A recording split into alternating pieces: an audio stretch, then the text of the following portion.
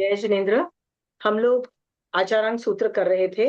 हमारा फर्स्ट अध्ययन खत्म हो गया है। फर्स्ट अध्ययन जो है उसमें हमने 6 काय के जीव देखे, जिसमें हमने एकेंद्रिय के एक एक को अलग अलग लेगा देखा। पृथ्वी काय, वायु काय, अप काय, एक एक को अलग अलग देखा।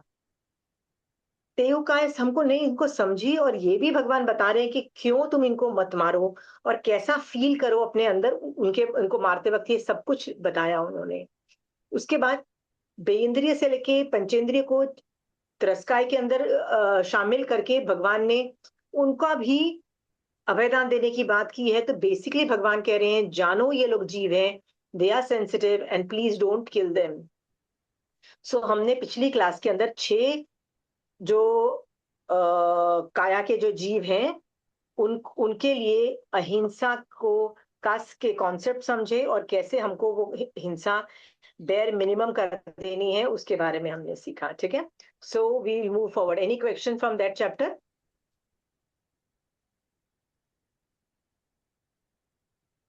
वशिमा जी, वो चैप्टर से रिलेटेड है।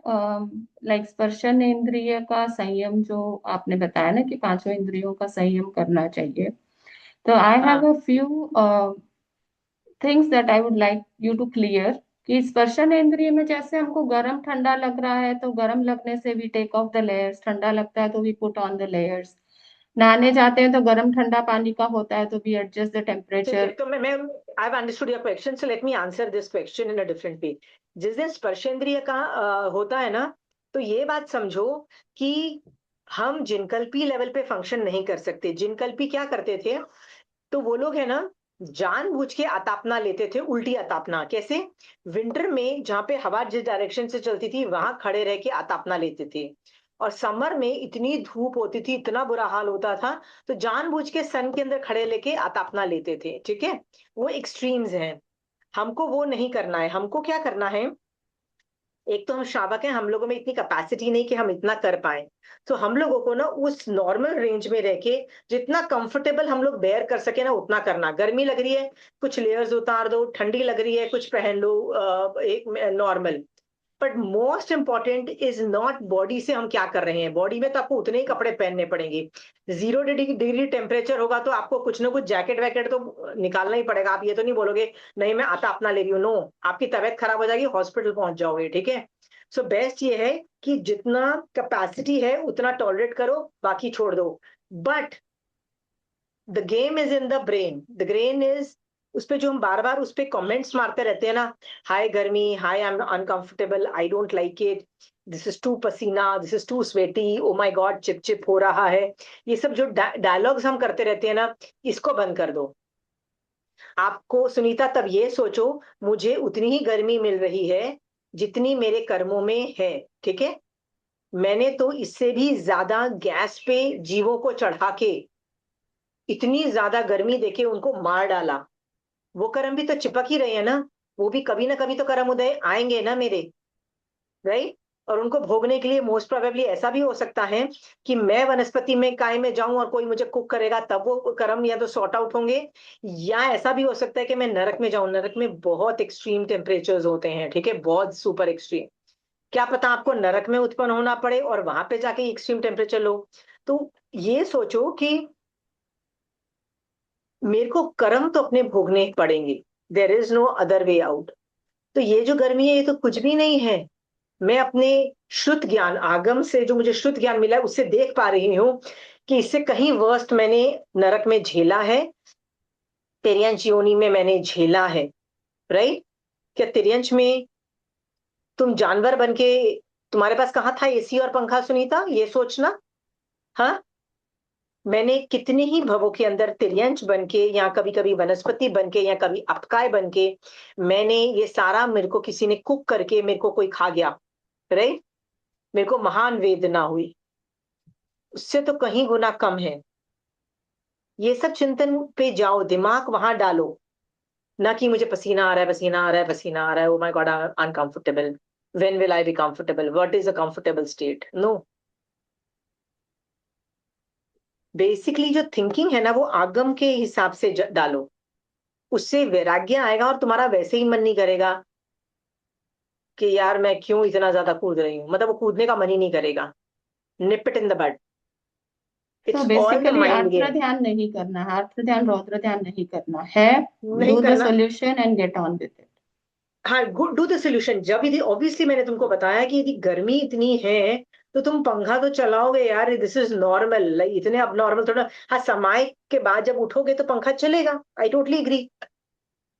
मैं मानती हूँ तुम्हारा यदि 0 डिग्री टेम्परेचर है तो तुम कुछ तो कपड़े पहनोगे, एक जैकेट तो पहनना ही पड़ेगा, नहीं तो भैया कपड़े हैं, खतर। हीटिंग भी घर की ऑन रखते ही हैं। बहुत कुछ हम लोग करते ही हैं। सो ये जो कुछ हम लोग कर रहे हैं ना, तो ये भी समझो कि ये नॉर्मल के अंदर आता है। बट ठंडी में कैसे सोचना, ये सोचना कि क्या पता मैं कई बार बर्फ का जीव बना हुआ हूँ, अपकाय में बर्फ, मतलब अपकाय बना, और फिर मैं कहाँ पे उत्पन्न हुआ, किसी पहाड़ पे, किसी ऐसी जगह पे जहाँ पे -60 -100 डिग्री टेम्परेचर्स होते हैं, सब 0 टेम्परेचर्स होते हैं। और मैंने ये वाली सर्दी वहां पे भी बर्दाश्त की, पानी का जीव बन के, उसका जीव बन के, उसका जीव बन के। हमने पहले अध्ययन में देखा था ना कि इवन दो एकेंद्रीय जीवों को सारी इंद्रियां नहीं होती है, पर उनको एग्जैक्टली सबकी अनुभूति होती है। सो जब तुम अपकाय की जीव थी तो क्या तुमको वो ठंडी और गर्मी की अनुभूति नहीं थी? सुनीता, थी ना? ये या सोच के करो कि अभी जो मैं इतनी सर्दी संभव से सहन कर रही हूँ, मेरे कितने वो वाले कर्म खट रहे हैं। तो ये वाली बातें, ये सब चीजें सोचो। जब हम सोचने का तरीका जैन धर्म के आगम से रखते हैं ना, तो हमको वैराग्य उत्पन्न होता है, और वैराग्य से सम्यक दर्शन ट्रिगर होता है।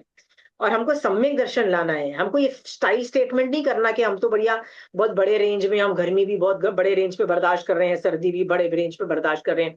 No, it's not about that, it's the mind game. ठीक है? And mind game is very different than to tolerate the extremes in your body. Mind game के अंदर लॉजिक दो कि आज मेरी पुण्य प्रकृति का उदय है कि मैं पंचेंद्रिय हूँ, मेरे को ब्रेन्स है, मेरे में बहुत कुछ पुण्य प्रकृतिज हैं, कि मेरे पास पैसा है, मेरे पास ये है। कई लोग होमलेस भी तो होते हैं ना, जिस कंट्री में तुम रहती हो, क्या होमलेस नहीं है? हाँ, कैसे रह रहे हैं? कार्डबोर्ड में भी रहने वाले लोग मिलते हैं। सब 0 टेम्परेचर के अंदर कार्डबोर्ड में रहने वाले लोगों के वीडियोस भी हैं। हाँ, तो मेरी पुण्य प्रकृति का भी उदय मुझे दिख रहा है, ठीक है? ये सब भी सोचो। पाप प्रकृति का भी उदय दिख रहा है। तो सब कुछ ऑब्जर्व करो, ज्ञाता दृष्टा भाव में चले जाओ, राग द्वेष मत करो, बस ये तुमको करना है। हर चीज पे सोचो, ठंडी पे अलग सोचो, गर्मी पे अलग सोचो, पसीना है तो अलग सोचो, सूखी गर्मी है तो अलग सोचो। कुछ ना कुछ आगम में से कुछ सोचो, आगम के बारे में सोचो। आगम में वर्णन आता है, सूखे पड़े थे।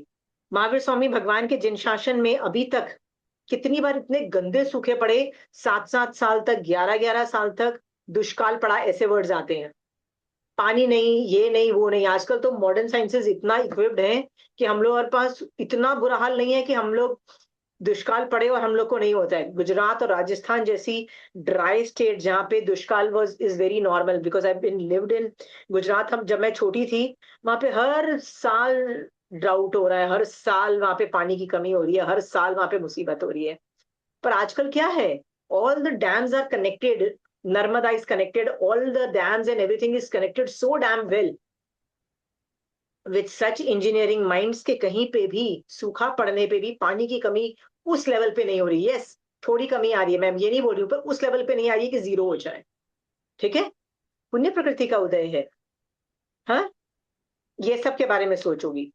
फिर सोचोगी कि शुक्र मनाओ मैं इंडिया में पैदा हुई, शुक्र मनाओ मैं जैन कुल में पैदा हुई, शुक्र मनाओ मेरे को महावीर स्वामी भगवान का जैन धर्म समझ में आ रहा है, आगम पढ़ के ये सब समझ में आ रहा है।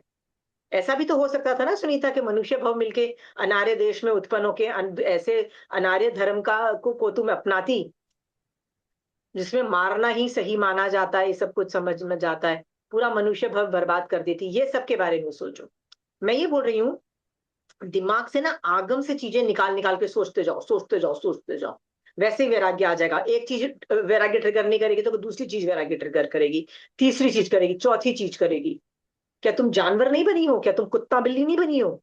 हाँ, कुत्तों की क्या होती है, स्ट्रीट डॉग्स की क्या वैल्यू है बताओ? तुमको पता है ना स्ट्रीट डॉग्स की कैसी होती है? बेचारे डस्टबिन में खाना खाने जाते हैं तो वो जो इंसिनरेटर्स वाले होते हैं ना, जो वहां सफाई कर रहे होते हैं, वो भी कुत्ते को डंडे से भगा देते हैं। कुत्ता सिर्फ खाना खाने जा रहा होता है और कुछ नहीं। एक टांग वैसे टूटी होती है कुत्ते की, वो मक्खियां अलग भिन भिनाती हैं। क्या तुम वो नहीं हो चुकी हो? मृगा पुत्र का चैप्टर देखो उत्तराध्यान के अंदर। वो वो सब लोग, उसकी माँ, सब लोग उसको समझाने की कोशिश करते हैं कि दीक्षा लेना डिफिकल्ट है। क्यों डिफिकल्ट है? कहते हैं प्रत्यक्ष प्रमाण से दिख रहा है कि दीक्षा लेना डिफिकल्ट है। राइट। वो ये ना चने के लोहे के चने चबाना और पता नहीं क्या क्या, तलवार की धार पे चलना, पता नहीं क्या क्या मेटाफर्स दे दिया उसके मम्मी ने। और वो गलत नहीं है, पर वो क्या बोलता है, मैं अपने जाति स्मरण ज्ञान से देख रहा हूं कि मैं जानवर बना। राइट। आप बोल रहे हो कौन खाना देगा, कौन इलाज करेगा, कौन ये करेगा, तो जानवर का कौन इलाज करता है? हाँ। जानवर को कौन गर्म कपड़े देता है या एसी या पंखा देता है? जानवर बीमार होने पे कौन उसका कुछ भला करते हैं? और जानवर का कुछ खाने का फिक्स्ड होता है कि उसको इस टाइम पे खाना मिल जाएगा? हाँ। तो तुम इस तरीके से ना कहीं अलग अलग चैप्टर से ना अलग चीजें सोचो। मैं ये बोल रही हूँ कि इट्स नॉट ऑलवेज आर्त ध्यान रुद्र ध्यान कम कम करना, कई बार it is all about scanning आगम्स। मैं तो आगम को स्कैन करके यहाँ से कुछ ना कुछ सोचती रहती हूँ, गर्मी लगे तो। राइट। एक ऐसा भी साधु था जो गर्मी नहीं बर्दाश्त करने की वजह से उसने साधुपना छोड़ के किसी के घर जाके रह लिया, क्योंकि मम्मी पापा और बच्चे तीन जनों ने दीक्षा ली थी। तो जो पापा था ना, वो क्या करता था, जानबूझ के अपने बेटे को प्रोटेक्ट करने के लिए खुद ही गोचरी में जाता फिरता रहता था, क्योंकि बेटे को जाना ना पड़े गर्मी में, क्योंकि बेटा उसको लगता था छोटा है। अब उसकी डेथ, खुद की डेथ हो जाती है, तो बच्चे को जाना पड़ा। अब उसको आदत नहीं, गर्मी बर्दाश्त, गोचरी इश्यूज चालू हो गए। तो आराम से किसी के घर रह लिया, उसने लालच दिया, आजा तो बड़ा स्मार्ट दिखता है मेरे ज्यादा, चला गया। जब उसकी माँ को पता लगा कि वो अभी तक नहीं आया, वो भी दीक्षित थी, वो गई ढूंढने, चिल्ला चिल्ला के उसको ढूंढा। जब मिली तो डांट लगा, ये क्या हुआ? तो उसने एडमिट किया कि हाँ, गर्मी की वजह से I could not take it. उसने डांट लगाया, क्या ये गर्मी सर्दी, व्हाट नॉनसेंस, तुम क्या कर रहे हो? उसको पूरा प्रतिबोध दिया। उसको इतना समझ में आया, इतना जबरदस्त समझ में आया, वो वापस स्थिर हुआ, वापस समझ में आया कि उसको मुझे क्या करना है। और उसने अतापना में जाके खड़ा हो गया। कहता है मैं यहीं रहूंगा, मैं कुछ नहीं करने वाला। मैं क्या करने वाला हूँ? बस गर्मी ने मेरे को गिराया साधुपने से, अब गर्मी ही मेरी निर्जरा करके मुझे मोक्ष भेजेगा। इतनी सॉलिड उसने साधना की, केवल ज्ञान प्राप्त करके मोक्ष चला गया। सुनीता, तो मेरा आइडिया ये है कि आगम्स को स्कैन करते रहो। गर्मी पे भी बहुत सारे लोग मिलेंगे, दुष्काल पड़ा तो क्या हुआ, खाने के जब फांफे पड़े तो क्या हुआ, देखो तुम आगम्स के अंदर कितनी स्टोरीज मिलेंगी आगम्स पे, कि मुझे जो गर्मी लग रही है उन लोगों की क्या हालत हुई होगी कि 7 साल का सूखा पड़ा था। इतनी बुरी हालत हो गई थी कि साधु को देख के लोग घर बंद कर देते थे, कि घर में वालों को खाने के लिए पैसे नहीं, मतलब अन्न नहीं है। पैसे तो बहुत है, पैसे से अन्न नहीं, मतलब पैसे होने से क्या होता है जब अन्न ही नहीं है? तो पता है उसने क्या किया, वो क्या किया आचार्य ने? बोला जितने साधु हैं जो चल फिर सकते हैं, बॉडी से केपेबल हैं, वो विहार कर जाए आसपास, जहां पे भी यहाँ से निकल जाए, क्योंकि दुष्काल वाला एरिया है। पर जो बहुत ओल्ड है, जिनको मतलब नहीं, जो यहाँ एक जगह से विहार कर सकते हैं, वो संथारा ग्रहण कर ले। ये आचार्य का डिसीजन था। कितना पत्थर रखा होगा दिल पे ये बोलने के लिए, संथारा ग्रहण कर लो, क्योंकि उसको पता था कि यदि हम यहाँ टिके तो संयम नहीं पलेगा। फिर साधु डेस्परेट होके ना कुछ लूप होल्स ढूंढ के ना कुछ आगम विरुद्ध काम करना चालू करेंगे। और वो एक्सेप्टेड नहीं था। नहीं, हम विहार कर देंगे, संधारा ले लेंगे, लेकिन हम आगम विरुद्ध नहीं करेंगे। क्या किया उन लोगों ने? आचार्य ने कितना डिफिकल्ट डिसीजन लिया हुआ है। मैं सोच रही थी आचार्य का डिसीजन कितना, ये सूखे की है, गर्मी की वजह से ये सब इश्यूज आए थे, वो भी तो साधु थे ना। पचक लिया संथारा। तो गर्मी लगे तो ये सब सोचो, सर्दी लगे तो और कुछ सोचो। हाँ। सर्दी वाले वो केसेस देखो। ये इसीलिए एग्जांपल्स दे रही हूँ कि तुम आगम को स्कैन, जब तक तुम उपयोग आगम में रखोगे ना, तो वैसे भी धर्म ध्यान ऑपरेशनल होगा, तो आर्त रौद्र नहीं होगा, और तुमको हिम्मत मिलेगी। यार वो कर सकते थे, हम क्यों नहीं कर सकते? वो मोक्ष जा सकते हैं तो हमारा भी तो वही तरीका है ना, और क्या तरीका है? हाँ।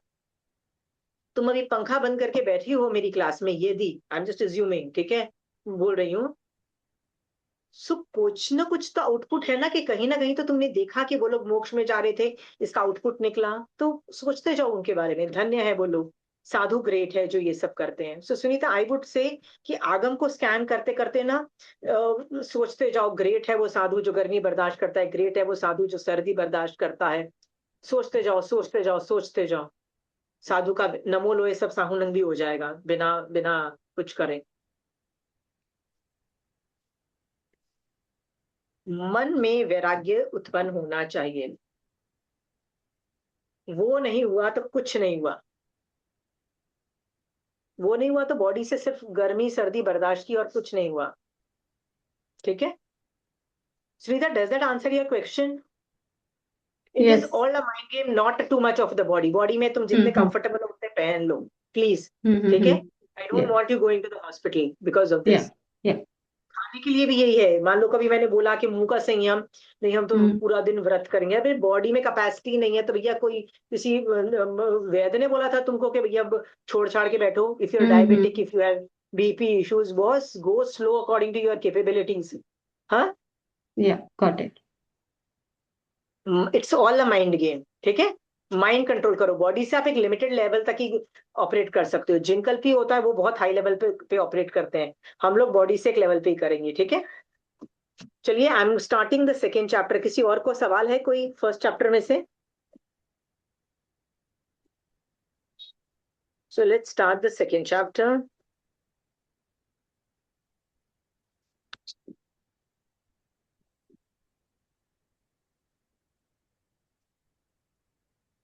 लोक विजय नामक दूसरा अध्ययन। ठीक है, अध्ययन का मतलब होता है टॉपिक चेंज हो गया है, उद्देश्य का मतलब भी टॉपिक चेंज हो गया है। तो फर्स्ट अध्ययन के अंदर कोई शॉर्ट में बता सकता है, शॉर्ट में, कि पहले अध्ययन का में क्या बेसिकली फोकस था पहले एक अध्ययन इंद्रिय में? जी होंगे। रंजू जी, यू एक वांट टू से ट्राई? एकेंद्रीय जीव के बारे में सब था कि उनको ज्ञान, उनका ज्ञान करो, ज्ञान होने से उनके मतलब उसको यूज करो तो लज्जा करो, या अपने आप ठीक है, को, अपने रोको आप रोको जितना, को फील रोको करो, जितना। रोको। हाँ, जैसे गैस वेरी जलाओ गुड, तो ऐसे सोचो कि वहां पे अग्निकाय के जीव उत्पन्न हो रहे हैं, पानी पियो वेरी तो गुड। सोच। सो ये एकेंद्रियों के बारे में सुना, फिर और क्या क्या सीखा? ये हमने एकेंद्रिय और त्रस्कायिक जीवों के बारे में, उनकी यातना के बारे में सीखा कि जितना मैक्सिमम हो सके उसमें उपयोग रखो। दो तीन होमवर्क दिए गए थे। फर्स्ट होमवर्क क्या था कि 5 इंद्रियों के ना रोज एक एक इंद्रियों का ना फोकस करो और उसका संयम बरतो। ठीक है, आज कान का हो गया, ठीक है, आज मुंह का हो गया, रोज एक एक इंद्रियों को पकड़ो, रोज का नहीं, एक एक से हमारी कमांड आती है। ठीक है, दूसरा फोकस इस चैप्टर के अंदर 5 इंद्रियों पे था, और किस पे था? पानी का एक संयम संयंत्र एक करो, इंद्रिय अग्नि जीव। का एक संयम इंद्रिय, करो। एक इंद्रिय, जो एक इंद्रिय जो जीव एक है उनको एक एक को पकड़ो, उनकी करना, ये मेन फोकस था। ठीक है, क्योंकि आप ये सब करके ना किसी का भला नहीं कर रहे, सामने वाले पे उपकार नहीं कर रहे हो, किसी भी एक इंद्रिय का उपकार नहीं कर रहे हो। ठीक है, आप किसका भला कर रहे हो? आप खुद की आत्मा का भला कर रहे हो, आप आत्मार्थी हो, आपको आत्मा पे श्रद्धा है, आपको पता है कि मैं भगवान की बात सुन के आत्मा को मोक्ष पहुंचा सकती हूँ। ठीक है, इसलिए आप किसी पे एहसान नहीं कर रहे एक इंद्रिय जीवों को बचा के और एक यत्ना करके, भैया आप अपने ऊपर ही एहसान कर रहे हो, अपना ही भला कर रहे हो, अपना ही कर रहे हो। नहीं करोगे तो क्या है? वही मोह है, वही पाप है, वही नरक है, वही मृत्यु है, ये सब चीजें सुन रखी है। ठीक है, सो लज्जा का अनुभव करो। सो इस विषय पे मैं आत्मार्थी बन जाऊं। ठीक है, मैं जब आत्मा की चिंता करती रहूंगी, आत्मा की चिंता करती रहूंगी, ओ मुझे इसको मोक्ष में भेजना है, कैसे मोक्ष में भेजना है, तो मैं आत्मार्थी बन गई। सो यदि आप पहले चैप्टर में आत्मार्थी बन गए हो, राइट, तो वेरी गुड। नेक्स्ट थिंग आपको बनना था वो था लोकवादी। लोक में जितनी भी शाश्वत चीजें हैं, लर्न टू एक्सेप्ट दैट कि बस लोक में ऐसा होता है और ऐसा करना है मुझे। सो उसको लोकवादी बोला, तो वो तो आपको अच्छे से विश्वास है भगवान की बातों पे, so that won't be a problem. Third है कर्मवादी। हर चीज का ओरिजिनेशन पॉइंट जैन धर्म कर्म बता रहा है। एवरीथिंग जो आपके साथ अच्छा या बुरा हो रहा है, ठीक है, वो भी कर्म थियरी को क्रेडिट दे रहा है, सब कुछ कर्म को दे रहा है, चाहे वो अच्छा हो चाहे बुरा हो। प्रॉब्लम ज्ञान रूप नहीं है, प्रॉब्लम एप्लीकेशन रूप है। जब सचमुच आपके साथ बुरा होता है, हम तो भूल जाते हैं भैया कर्म कर्म की, हमको तो लग रहा है सामने वाला ही घटिया इंसान है, राइट। तो वहां पे हमको वापस हमको कर्मवादी बनना है, नहीं, सामने वाला तो सिर्फ निमित्त है। असली मुसीबत कौन खड़ी कर रहा है? मेरे ऊपर चिपके हुए पाप के कर्म कर रहे हैं। ये बात सोच करके ना आप कर्मवादी बनते हो। तो हमेशा कर्मवादी बनना है 24 घंटे। ऐसा नहीं कि आधा टाइम कर्मवादी और आधा टाइम सामने वाले को ब्लेम करो, ठीक है। थर्ड ये बने थे हम। और लास्ट था, जो आदमी कर्मवादी होता है वो क्रियावादी भी क्यों हो जाता है? क्योंकि उसको 8 कर्म दिखते हैं। उसको दिखते हैं तो उसको कर्म बंध भी दिखाई देते हैं। और बंध के अंदर वो कॉन्स्टेंटली देखता है कि मुझे कौन सी क्रिया लगी, कौन सी क्रिया नहीं लगी। पुण्य की क्रिया की मैंने, पाप की क्रिया की, 8 कर्म में कौन से कर्म बने, सब कुछ देखता है। द रिकॉर्डिंग ऑफ द कर्म देखता है। और वो उसमें भी एक्सपर्ट बन जाता है। और एक्सपर्ट बन जाने से वो ऑब्वियसली, कौन बांधना चाहता है अपने ऊपर कर्म? तो आप हाथ रोकते हो, जिसकी वजह से आप क्रियावादी भी बन जाते हो। ये 4 चीजें यदि आप बन गए हो फर्स्ट चैप्टर में, तो you have come a long way in चारित्र, लॉन्ग वे। याद रखना, ये सब जो भी आपको पढ़ा रही हूं ना, ये पहले आपने पढ़ रखा है, इस पे आपको बहुत ज्ञान है। पर ये चैप्टर ज्ञान रूप नहीं है, ये श्रद्धा रूप भी नहीं है, क्योंकि ये दोनों लेवल को आप पार कर चुके हो। ज्ञान भी कर चुके हो, श्रद्धा के हाँ ये भगवान ने बोला ये वैसा, ये भी बोल कर चुके हो। आप थर्ड स्टेज पे आ चुके हो, जहां पे आपको आचरण में लाना है। सो आचरण भी बहुत आ चुका है, and I am so happy. कितने मेरे ऐसे स्टूडेंट हैं जो लिटरली उनकी लाइफ चेंज हुई है ये चैप्टर पढ़ के। सो भगवान का सेकेंड चैप्टर, भगवान क्या बोलते हैं, लेट्स स्टार्ट।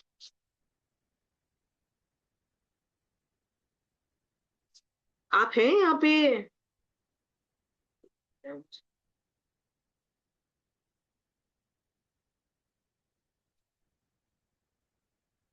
ठीक, so let's start with this. लोक, ओके। हम लोग लोक विजय, विजय पानी है लोक पे। तो विजय तो मैं पालूंगी लोक में। तो क्या चक्रवर्ती जैसे विजय प्राप्त करता है, 6 खंड का राजा बनता है, उसको, उसकी बात हो रही है? कि लोक का मतलब क्या है कि 6 खंड का मैं राज्य जीत के मैं चक्रवर्ती बन जाऊं, और उसको तब मैं लोक विजय बनूंगी। तो यहाँ पे लोक क्या है, पहले वो हम समझेंगे कि लोक का किस पे विजय प्राप्त करनी है, ठीक है। ये तो आपको पता है कि चक्रवर्ती बनने की यहाँ पे बात नहीं कर रही है, तो किस पे बात कर रहे हैं? तो लेट्स सी, लोक शब्द से रागादि, कषाय और शब्दादि विषय लिया गया है। सो बेसिकली लोक वर्ड में 2 चीजें आ रही है। पहली है कषाय, यानी अगेन मुझे वीतराग बनना है, राग और द्वेष नहीं करना है, कषाय को कंट्रोल करना है। और शब्दादि विषय मतलब 5 इंद्रिय। तो यहाँ पे कषाय और 5 इंद्रिय पे पूरा चैप्टर चलेगा कि इन पे मुझे विजय प्राप्त करनी है, ठीक है।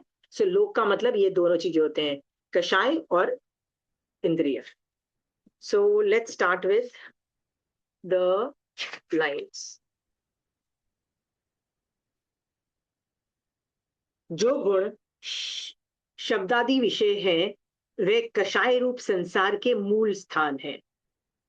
ओके, शब्दादि विषय का मतलब क्या है?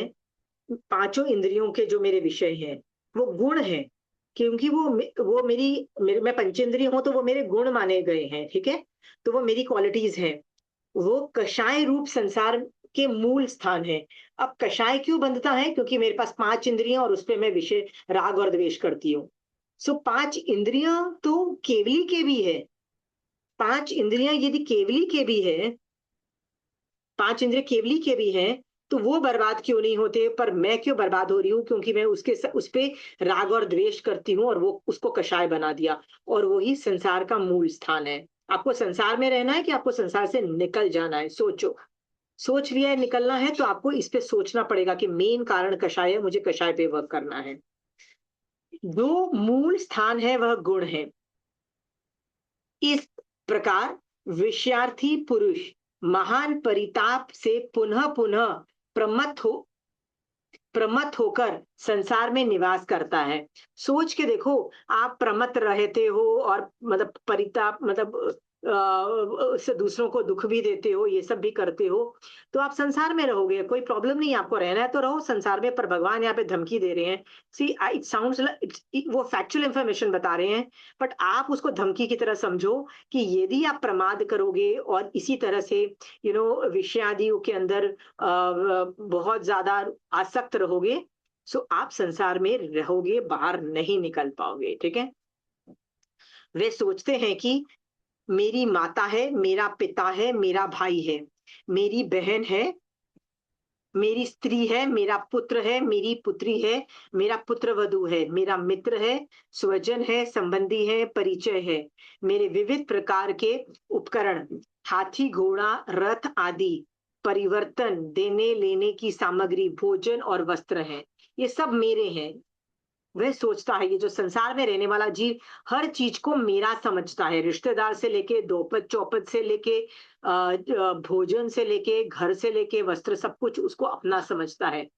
इस प्रकार इन वस्तुओं को अपना समझकर मेरे पना मतलब मेरा पना मतलब इट्स माइन माइन, मैं मेरा है, ये ममत्व जो मेरा उनके पास है, मालिक पना जो मेरे पास है, उसमें आसक्त हुआ अज्ञानी पुरुष प्रमत्त होकर निवास करता है। सो मान लीजिए आप और मैं पूरा दिन समायके करते हैं, पर समायक के अंदर भी मेरा बच्चा, मेरा पति, मेरा घर, मेरा पैसा लगा रखा है, राइट? मेरा कितना अच्छा भोजन, मेरा कितना अच्छा घर, मेरे कितने अच्छे कपड़े। तो भगवान कह रहे हैं कि आप प्रमत्त हो, आप समायक कर रहे हो फिर भी प्रमत्त हो। भगवान आपको गाली दे रहे हैं, अच्छे से गाली दे रहे हैं। आपको अच्छा लग रहा है ये सुन के कि आप प्रमत्त हो? और याद रखना, प्रमत्त जीव संसार में रहता है, निकलता नहीं है। सो आप भगवान को इशार करो, नहीं भगवान, मैं इन लोगों में से नहीं हूं, मैं अप्रमत्त हूं, मैं ये मेरा मेरा नहीं करती हूँ, मेरा मालिकपना नहीं है। तो इस पे मैं आपको एक होमवर्क देती हूँ, ठीक है, कि ये तो फैक्चुअल इंफॉर्मेशन है कि बच्चे आपके हैं, हस्बैंड या वाइफ आपकी है, या माँ बाप आपके हैं, घर आपका है, वस्त्र, पैसे, ज्वेलरी सब आपकी है, मैं मानती हूँ। अच्छा खाना, अच्छे नौकर जो है, अच्छा नौकर की वजह से अच्छा खाना भी मिल रहा है, वो सब आपके हैं, मैं मानती हूँ। बट याद रखना वो किस लिए है, सोचो पहले, वो किस लिए, कहाँ से उत्पन्न हुई ये सब अच्छी चीजें, कहाँ से उत्पन्न हुई? पुण्य से। पुण्य वेरी गुड, मेरे ऊपर चिपके हुए पुण्य के कर्म से हुई है, उसका रिफ्लेक्शन है। समझ में आया? और याद रखना, ये जितने भी कर्म है ना, ये बहुत टेम्पररी होते हैं, ठीक है। कृष्ण वासुदेव का पुण्य था तो सोने की द्वारिका देवता ने बना दी, बट अगेन पुण्य प्रकृति का उदय है, कभी होता है कभी गायब हो जाता है वो पुण्य, राइट? मेड सर्वेंट ने मना कर दिया, भैया मैं जॉब छोड़ के जा रही हूँ, यहाँ छुट्टी कर गई, उसके घर में कोई बीमार पड़ गया और वो 1 महीना नहीं आई, आपकी तो हालत खराब हो गई ना खाना बना बना के। अगेन समझो, मेरी पुण्यवानी की कमी थी और कुछ नहीं था। हर चीज को मैं जब ये समझोगे, कर्म थियरी समझोगे ना, तो मालिकपना नहीं आएगा। क्या वो आपका स्लेव था, वो नौकर, कि वो छुट्टी नहीं ले सकता? क्योंकि जिस दिन छुट्टी लेगा आपको तो अच्छा खाना मिलेगा नहीं। क्या आपका वो स्लेव था? बताइए, वो नौकर आपका स्लेव है? हाँ, स्लेवरी इज बैनिश्ड। लेकिन हम ऐसे ही समझते हैं, दे के नॉट टेक छुट्टी, हमारा क्या होगा? अरे भाई, उसका भी तो कुछ हो गया, इसलिए तो वो नहीं आया। ये सब एग्जाम्पल्स इसलिए दिए जा रहे हैं, भगवान कह रहे हैं जो जो आसक्ति है वो प्रमत्त का कारण है। आसक्ति छोड़ो, मालिकपना छोड़ो। ज्वेलरी मेरी, तो ऑब्वियसली वो मेरी है, मैं क्यों किसी को दे दूं अपनी? तो मैं आपको किसी को देने को नहीं बोल रही हूँ। मैंने बोला शोभा जी कि आप अपनी ज्वेलरी जेठानी को दे दो, देवरानी को दे दो, मैंने मांगा आपसे? मैंने आपको बोला कि आपकी बहू को दे दो या अपनी मम्मी को दे दो? किसी को बोला देने को? आप जितने अमीर हो ना उतने रहो, आपको गरीब होने की बात नहीं बोल रही हूँ, पर उस पे जो मालिकपना है, जो आसक्ति है, उसको आपको कम करना पड़ेगा। क्या बोलोगे, वो कैसे कम होती है? भरत चक्रवर्ती क्या बोलता था? मैं 6 खंड का राजा हूं तो हूं, पुण्य प्रकृति की वजह से मैं 6 खंड का राजा हूं। 16वें, 16, 17 और 18 नंबर का जो तीर्थंकर भगवान थे, वो पहले बचपन से ही उनको पता था कि हम पहले चक्रवर्ती बनेंगे फिर तीर्थंकर बनेंगे। तो मेरा सवाल है, जब आगे जाके छोड़ना है और तुमको ये सब कुछ पता है कि जब तुम तीर्थंकर बनोगे सब कुछ छोड़ दोगे, तो 6 खंड साधने की जरूरत ही क्या है? तुम मांडलिक राजा हो, वैसे भी मांडलिक राजा मतलब तुम राजा के बेटे हो, छोटे राजा हो, प्रिंस हो। तो 6 खंड साधने की क्या जरूरत है? मैं हूं तो बोलूं जा 6 खंड साधने की जरूरत ही नहीं, डायरेक्टली तीर्थंकर बन जाओ। पर ऐसा नहीं होता है। पुण्य प्रकृति का यदि उदय होता है, चक्रवर्ती पुण्य प्रकृति वाला होता है, तो उसको 6 खंड साधने पड़ेंगे। चक्र रत्न उत्पन्न हो गया, जाना पड़ेगा उसके पीछे पीछे। 6 खंड साधने, कुछ नहीं कर सकते आप। जितना भी वैराग्य हो, आपको जाना पड़ेगा। ये एग्जाम्पल्स इसलिए बोल रही हूं, अमीर होना प्रॉब्लम नहीं है, ममत्व होना प्रॉब्लम है। सो इसमें मैं कुछ एग्जाम्पल्स देती हूँ। तो ज्वेलरी के बारे में क्या सोचो? मुझे देखो क्या क्या सोचो, मैं ये जस्ट एग्जाम्पल्स दे रही हूँ।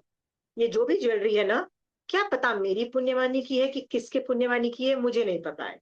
सो मान लो मेरे लॉकर के अंदर 2 बड़े सेट हैं, 2 छोटे सेट हैं, 2 डायमंड के सेट हैं, 2 एक रूबी का सेट है, एक वो होता है ना गोल्ड का सेट है, अलग अलग तरीके के सेट हैं। तो ये सोचो, मुझे नहीं पता कि किसकी पुण्यवानी का है। मैं तो समझ रही हूँ मैं ही ग्रेट इंसान हूं इसलिए ये ज्वेलरी मेरी है। नहीं, क्या पता मेरा जो बहू आने वाली है, क्या पता उसकी पुण्य प्रकृति के उदय की वजह से मुझे ये सेट मिला, और वो सेट मैंने जिंदगी भर पहना ही नहीं। ऐसे भी कई बार होता है कि आपको वो सेट मिला और आपने जिंदगी भर कभी पहना नहीं। ऐसा हुआ है कभी? हाँ, लॉकर में चेक करना, ऐसी कुछ चीजें मिल जाएंगी आपको। आप बोलोगे यार मेरी शादी में जो मुझे इतना मिला, पर ये वाला सेट मैंने पहना ही नहीं। और पहना तो एक बार, एक शादी में, क्यों इतना बड़ा सेट था, आप कहीं पहन ही नहीं सकते? घर में तो पहन नहीं सकते, शादी में ही पहनोगे। वो शादी में ये वो मैच नहीं कर रहा था साड़ी के साथ, या कुछ हुआ तो वो सेट नहीं पहना, स्टूपिड सा सेट पहन लिया। जिस इट सेल्फ प्रूव के आपकी वो पुण्यवानी का था ही नहीं। और फिर आपके बेटे की शादी हुई तो आपने बहू को वो सेट दे दिया, या आपकी बेटी की शादी हुई तो आपने बेटी को वो सेट दे दिया। किसकी पुण्यवानी का था वो? आपकी पुण्यवानी का था? रियलाइज किया आपने? वो था ही नहीं आपकी पुण्यवानी का, था ही उसकी पुण्यवानी का। आप तो केयरटेकर की तरह थे। और क्या बोल रहे थे? मैं ग्रेट हूं ना इसलिए इतनी ग्रेट चल रही है। This is how you were thinking. मुझे नहीं पता, ये बोलो मुझे नहीं पता वो किसकी पुण्यवानी का है। तो तुम्हारे पास बहुत बड़ा घर है शोभा जी, आपके पास बहुत बड़ा घर है, हाँ, मालिक आप हो, किसकी पुण्यवानी का है? आई डोंट नो। सोचो, आई डोंट नो। क्या पता मेरे पोते जो होने वाला हुआ, मेरा पोता मतलब ग्रैंड चाइल्ड हुआ, उसका भी हो सकता है। हो सकता है, बताइए। हाँ,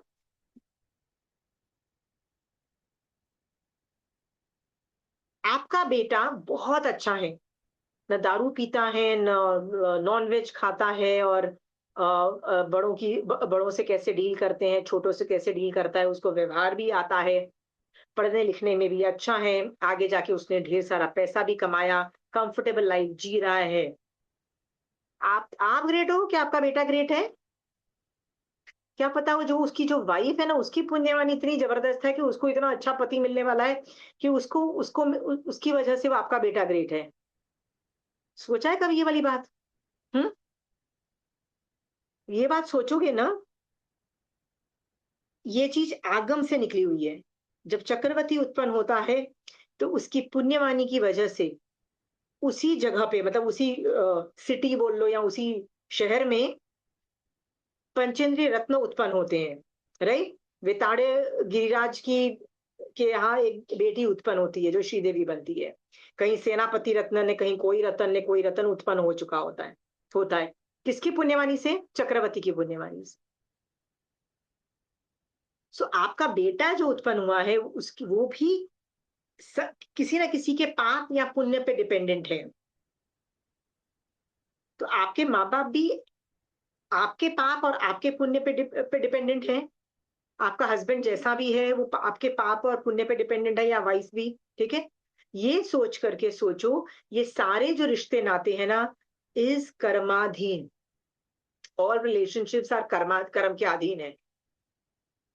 ठीक है, कई कर्म तो इतने कॉम्प्लिकेटेड होते हैं, इतने कॉम्प्लिकेटेड होते हैं, मैं क्या बताऊं। आपको ये चीज समझनी है ना, तो तीर्थंकर चारित्र पढ़ो। मेरे को तीर्थंकर चारित्र पढ़े ऑलमोस्ट 25-30 साल हो गए हैं, अराउंड 25 साल तो पक्का हो गए हैं। पर जब मैं पढ़ती थी ना, इतना मजा आता था सोच के कि ऐसा भी होता है, ऐसा भी होता है, ऐसा भी होता है। माय गॉड, जैसे कई कई चीजें मुझे अभी भी याद है, but I forgotten the whole story, कि सीता जब उत्पन्न हुई थी उसके साथ एक उसका भाई भी उत्पन्न हुआ था, दे वर ट्विंस, मतलब एक ही बार में, जैसे हम दो बच्चे पैदा होते हैं ना, वो सीता के साथ एक और बच्चा पैदा हुआ था, लड़का। बट पिछले भव के अंदर किसी ने किसी का अबडक्शन कर लिया था, होता है ना, हम चोरी कर लेते हैं किसी की, तो उसकी वजह से जब वो उत्पन्न हुआ तो उसकी चोरी हो गई, मतलब किसी ने उस बच्चे को चोरी कर लिया, मिला ही नहीं। तो वो कहीं और जाके पला बड़ा बड़ा हुआ और बाद में बड़े होके वो मिला, वो बात अलग है। पीपल वर सैड, बट मतलब जो माता पिता, एवरीबडी वर सैड, बट चलो बेटी तो है, ये सोच करके उन्होंने सांत्वना ली, ये सब भी आता है। कर्म देखो, सीता के साथ ही वो लड़का जो था ना बहुत जबरदस्त था, आगे जाके वो मतलब उसका भी वर्णन आता है कि वो बहुत सॉलिड था, ग्रेट था, ये सब भी आता है। कर्म थी, कर्माधीन, किसी की चोरी आपने चुराई है ना, किसी की चोरी की, कोई चिंता नहीं, कभी आपका बच्चा चोरी हो जाएगा ना, कभी किसी की बीवी चोरी हो जाती है, जैसे सीता की चोरी हो गई, रावण उठा के ले गया, अबडक्शन हुआ ही ना, राइट। ये सारे कर्माधीन है, एवरीथिंग इज कर्माधीन। ये जान करके आप कैसे मालिक बनते हो, रिश्ते नातों का या पैसों का या थिंग्स का। अब बताइए, जो रिश्ते हैं आपके वो कर्माधीन है? हाँ, सुनीता, रंजू जी सोचो, नीलम जी सोचो, आपको बहुत अच्छे माँ बाप मिले हैं जो जैन धर्म जानते थे, बचपन से उन्होंने आपके जैन संस्कार डाले, जैन धर्म सिखाया, राइट। किसकी पुण्यवानी? I don't know, right. क्या आपने उससे उनसे कुछ सीखा? क्या आपने उनसे जैन धर्म एब्जॉर्व किया? नहीं, जीरो एब्जॉर्व किया, नहीं एब्जॉर्व किया। तो यानी आपकी पुण्यवानी नहीं थी, पुण्यवानी होती तो आप भी उनसे एब्जॉर्व करते ना। हाँ, नहीं, हमारे माँ बाप ग्रेट थे, इतने ग्रेट थे कि वो मारासा को पढ़ाते थे। भाई आपने तो उनसे कुछ नहीं सीखा ना, तो आप तो पुण्यहीन थे ना। आपने बचपन, नहीं तो बचपन से आप धर्म करते, आपको कितना लंबा टाइम मिल जाता धर्म करने का। हमको तो अकल आई बड़े होके। ये सोचो, हर बार है ना, कोई भी चीज है ना, उस पे आसक्ति को रिलीज करो, आसक्ति को लूज करो। तो ज्वेलरी, तो क्या क्या चीजें हमने देखी, ज्वेलरी पे की आसक्ति लूज, फिर आ, बच्चों पे की कि मेरा बच्चा तो सुपर ग्रेट बच्चा है, ऐसा बच्चा तो किसी का नहीं होता है, ठीक है। उस पे आसक्ति लूज करो, लूज करो मतलब कि कम कर दो, मतलब ममत्व भाव, मालिकपना कम करो, ठीक है। माँ बाप पे जो जो प्राउड होते हो, मालिकपना, मेरे माँ बाप ग्रेट, उस पे भी आसक्ति कम करो। वो भी कर्माधीन थे, वो लोग अलग रह रहे हैं, जहां पे भी हैं वो अपनी लाइफ जी रहे हैं। घर पे आसक्ति हो, माय गॉड मेरा घर कितना परफेक्ट चल रहा है, उतना परफेक्ट घर तो कभी किसी का नहीं होता है, सफाई देखो, हर चीज न्यू है। अगेन कर्माधीन, पुण्य प्रकृति का उदय। सोने की यदि द्वारिका जल भी गई, जीरो हो गई, गायब हो गई, और कर्म ऐसे थे कि उसमें से सिर्फ दो ही जिंदा बचे, कृष्ण और उसका बड़ा भाई, बाकी कोई जिंदा नहीं बचा, कर्माधीन। सो अभी आप है ना, ये सब चीजें सोच के अपने जितनी भी चीजों को मेरा मेरा मेरा करते हो ना, उनको जीरो करोगे। हम्म। चंचल जी, आप मुझे बताइए, आपका किन किन चीजों पे मेरा है, मेरा है, मेरा है अभी भी आता है? ठीक है, किन किन चीजों पे आता है आपको? कपड़ों पे आता है, ज्वेलरी पे आता है, घर पे किन किन चीजों पे अभी आता है? हाँ, किन किन चीजों पे आता है, बोलो। पर अभी तो ये पूरे टाइम ये सोचने के बाद लगता है ये सब तो टेम्परेरी है, मेरा कुछ नहीं है, कभी क्या चला जाए, कुछ हो जाए, तो कुछ है ही नहीं है।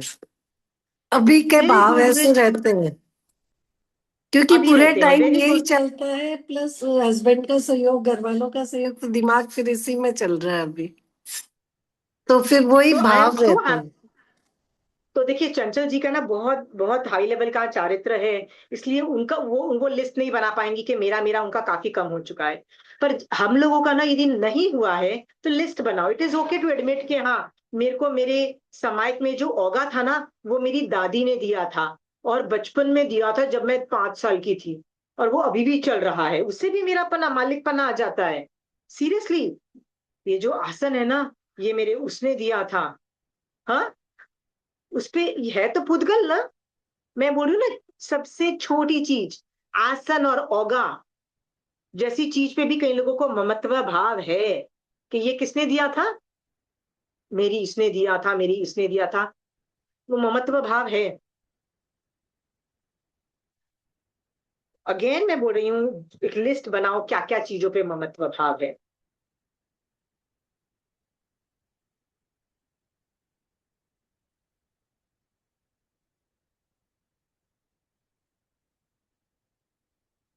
कई बार इतनी स्टूपिड स्टूपिड चीजों पे ममत्व भाव आता है। मम्मी ने साड़ी दी थी, लहंगा, मेरी शादी का लहंगा, वो टिश्यू का था। मेरा जो होता है ना, टिश्यू एक ऐसा कपड़ा होता है जो बहुत जल्दी क्रैक हो जाता है और थोड़ा खराब भी हो जाता है। तो मेरा तो दूसरे तीसरे साल ही वो खराब होना चालू हो गया था। मैंने उसको 5-6 बार पहन लिया था, राइट। पर वो 5 साल के अंदर ही I know it was not wearable, वो टिश्यू का होने की वजह से it was not wearable later on. फिर भी मैंने उसको 5 साल और रखा। क्यों रखा? फिर मेरी शादी का लहंगा है, कैसे फेंक दूं? एक दिन बैठे बैठे सोच रही थी, ये कर क्या रहा है यहाँ पे? What the hell is it doing? Can I wear it? या क्या मैं इसका कुछ वर्क निकाल के कहीं और यूज कर सकती हूँ? Answer was no, zero. It is zero output. मैंने कहा मैं किसी को दूंगी ना, वो भी नहीं पहन पाएगा। लहंगे होते हैं कैसे, कोई क्या आदमी इधर उधर पहन लेगा। पूरा छिद गया था। तो भी मैंने वो 5 साल एक्स्ट्रा रखा। फिर 5वें साल जाके मैंने बोला, आशी, इनफ ऑफ योर मेरा मेरा मेरा मेरा लहंगा, मेरी शादी का लहंगा, वो कैसे फेंक दूं? उठाया और फेंक दिया, वैसे ही फेंका जितना एक 5 रुपए का रुमाल मैंने फेंका, लिटरली वैसे फेंका। मैंने कहा डस्टबिन में ही जाएगा ये तो, और कुछ किसी के काम नहीं आएगा। ये सब एग्जाम्पल्स मैं इसलिए बोल रही हूँ कि हमारे मम्मी के दिए कपड़े, मम्मी के दी ज्वेलरी, बहुत प्यार है हमको उन चीजों से। ठीक है, थोड़ा रिलीज करो मेरापना, थोड़ा रिलीज करो मालिकपना, आपको फायदा होगा। नहीं होगा तो वैसे भी वो गायब हो जाने वाला, it is a matter of time. मान लीजिए आप बड़े अमीर हो, तो आपने एक बहुत महंगी गाड़ी 40 लाख की या 20-30 लाख की गाड़ी खरीदी, हो सकता है ना। 20-30-40 lakh rupees is a very big amount, right. वो गाड़ी ली, बड़े खुश हुए, उसको किसी ने गलती से टक्कर मार दी, स्क्रैच थोड़ा ही आया, मैं ये भी नहीं बोलती हूँ ज्यादा आया। कितना बुरा लग रहा है, कितना गुस्सा आ रहा है, कितना कितना इशू बना रहे हो आप उस बात का, कितने दिन सोच रहे हो। क्योंकि ये भी पता है कि जिस दिन मैं उसको स्क्रैच को भी ठीक कराने जाऊंगी ना, तो 50,000 का खर्चा तो बेर मिनिमम है। ठीक है, ये तो मैं बेर मिनिमम की बात कर रही हूँ। और वही गाड़ी आपकी यदि आपने सेकेंड हैंड खरीदी थी 2 लाख में, और वो वैसे ही 5-6 साल चल चुकी है, अब आपको कितना गुस्सा आ रहा है?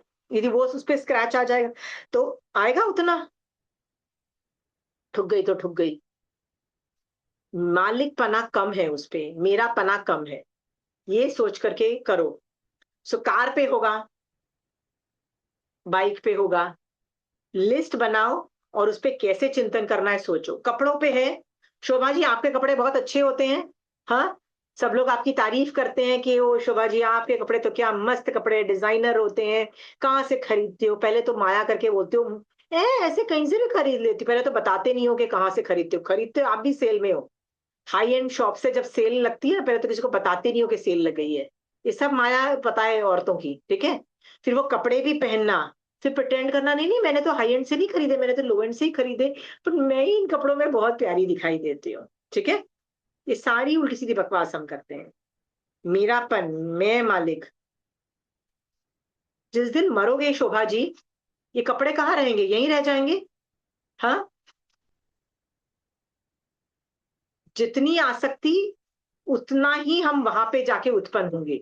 नंद मणियार याद रखना, उसी बावड़ी में उत्पन्न हुआ था मेंढक रूप में, याद है नंद मणियार? शोभा जी स्टोरी याद है नंद मणियार की?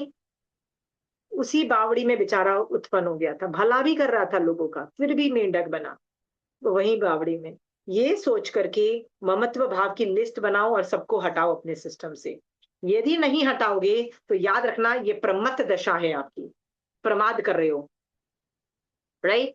और प्रमाद कर रहे हो तो आप संसार में रहोगे, आप संसार से नहीं निकलोगे। आप आगम पढ़ रहे हो, उसका लक्ष्य एक ही है, संसार से निकल जाना लक्ष्य है ना, हाँ, तो संसार में बैठे रहोगे। डिसाइडेड कि ये काम करना पड़ेगा आपको, आसक्ति जीरो करनी पड़ेगी, ठीक है।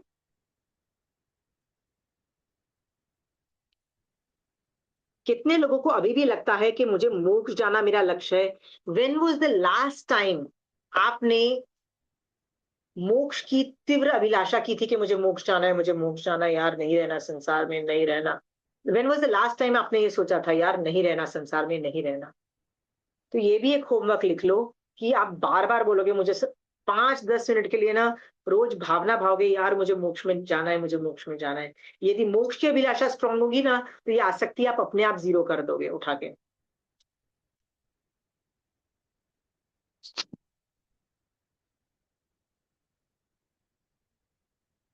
चलिए नेक्स्ट पैराग्राफ पढ़ते हैं। वह प्रमत्त, मतलब वो आपको बोल रहे हैं, महावीर स्वामी भगवान आपके लिए बोल रहे हैं, आप प्रमत्त हो अथवा आसक्त पुरुष, मतलब आप ही प्रमत्त हो और आसक्त भी हो चीजों से, रात दिन चिंता एवं तृष्णा से आकुल व्याकुल रहता है। मतलब मैं आकुल व्याकुल क्यों हूं? क्योंकि मुझे क्या बोलते हैं, चिंता भी है उस चीज की और तृष्णा भी है, और मिल जाए और मिल जाए, ये जो है वो चला ना जाए। किस लेवल का मैं आर्त ध्यान कर रही हूँ देखो। काल या अकाल में प्रयत्नशील रहता है, हर टाइम प्रयत्नशील रहता है, रात को भी सोते हुए बस वो चीज चिंता और तृष्णा रहती है। वह संयोग का अर्थी होकर धर्म का लाभ बनकर चोर या डाकू बन जाता है। भगवान क्या बोल रहे हैं, देख भाई, तू इस तरह का संयोग पाकर ना धन का लोभी होके तू चोर या डाकू भी बन जाएगा, क्योंकि ऑब्वियसली फायदा उसी में है ना कि तुम मैक्सिमम कमा सको। सहसाकारी बिना विचारे कार्य करने वाले हो जाते हैं। सोचते ही नहीं हो कि आप किसको लूट रहे हो, कितनी चोरी कर रहे हो, कैसी चोरी कर रहे हो। और विविध प्रकार की आशाओं इच्छाओं में उसका चित्त फंसा रहता है। पूरा टाइम आशाएं और इच्छाएं रहती है। याद है ना वो एक बहुत गरीब आदमी था, वो भरत चक्रवर्ती के महल के बाहर बैठा रहता था और ये सोचता था ये महल मुझे मिल जाए, महल मुझे मिल जाए। उसके पास ही बहुत आशाएं थी और इच्छाएं थी, ठीक है, बस उसी में वो महापरिग्रही बन गया था। इन माता पिता आदि परिजनों या शब्दादि विषयों में आसक्त बना व्यक्ति अपनी इच्छा पूर्ति के लिए बार बार पृथ्वी का आदि 6 जीवों की हिंसा करता है। Moral of the story is, आप भी इसी तरह से आसक्त रहोगे, आप भी इसी तरह से किसी न किसी चीजों के अंदर प्रयत्नशील रहोगे कि भैया मुझे वो मिल जाए, मिल जाए, मिल जाए। लोभ भी रहेगा। Are you are you ready for that thing? और जब यदि वो होगी तो आप उसके लिए तो 18 पाप करोगे ही करोगे, खुल के। थोड़ी आसक्ति कम करो। पैसे कमाने को मना नहीं किया गया है, पर आसक्ति मालिकपना कम करने को कहा गया है। यदि मैं मालिकपना कम करूंगी तो मैं सचमुच गरीब हो जाऊंगी? सोच के देखो, क्या मैं गरीब हो जाऊंगी? गरीब नहीं होते हो। इनफैक्ट इतना हाई लेवल का धर्म एक्टिवेट हो जाता है, इतनी पुण्य का बंद होता है कि आगे जाके आप अमीर ही बनोगे। ये भी याद रखना, उल्टा ही होगा। मोक्ष मार्ग क्या बोलता है? मोक्ष मार्ग पुण्य छोड़ने योग्य है, मोक्ष मार्ग बोलता है, संसार मार्ग नहीं बोल रहा है। आप तो दोनों में, दोनों दोनों नाव में बैठे हुए हो ना, मोक्ष मार्ग संसार मार्ग दोनों में बैठे हुए हो। तो जब आप समायिक करते हो, पौषध करते हो, तब आप बोल सकते हो पुण्य नहीं चाहिए, पंखा लाइट एसी बंद करो, आप कर सकते हो। पर जब संसार में हो, मालिकपना कम करो। आपको चीजें कम करने को नहीं कहा जा रहा है। आर यू वेरी रिलैक्स कि मैं आपको गरीब होने को नहीं बोल रही हूँ, चीजें दे देने को नहीं बोल रही हूँ, ठीक है? चलिए नेक्स्ट। इस संसार में कितने मनुष्यों का अल्प आयुष होता है? कितने लोग पैदा होते ही मर जाते हैं, या बढ़ते भी हैं तो किस लेवल पे बढ़ते हैं, फिर भी 21-22 में भी मर जाते हैं। कई लोग 40-50 में मर जाते हैं, कई बहुत कम लोग अल्पायु में भी मर जाते हैं। जैसे श्रोत परिज्ञान, कान के शब्द सुनने की शक्ति के हीन हो जाना, चक्षु परिज्ञान के हीन हो जाना, मतलब आंखें खराब हो जाना, धारणेंद्र मतलब नाक, वो जो उपकरण है वो हीन हो जाना, रस परिज्ञान का हीन हो जाना और स्पर्श परिज्ञान का हीन हो जाना। पर तथा बीती हुई आयु, यौवन अवस्था आदि को देखकर बुढ़ापा आने पर वह मनुष्य मूढ़ भाव को प्राप्त हो जाता है। सही? आप मुझे बताइए कि अल्प आयु का मतलब क्या है? यदि जवानी चली गई, बुढ़ापा आया ना, तो यहाँ पे तो उसको भी बोल दिया कि भैया तुम मरे जैसे ही हो, बुढ़ापे में क्या उखाड़ लोगे बताओ? जो जवानी में नहीं उखाड़ पाए, बुढ़ापे में क्या करोगे? सो वो बोल रही हैं जो भी सही गलत आपको करना है ना, सही भला ज्ञान तब तक कर लो जब तक ये इंद्रिय आपके वश में है। ये तो एक टाइम आने वाला है कि ये इंद्रियां आपके सब कुछ हीन होती चली जाएगी, शरीर आपके अधीन नहीं रहेगा। तो समझ लो क्या चला गया आपका, चला गया। यहाँ पे विवेचन में लिखा है हित की प्राप्ति और अहित की का परित्याग इंद्रियों की शक्ति रहते ही हो सकता है।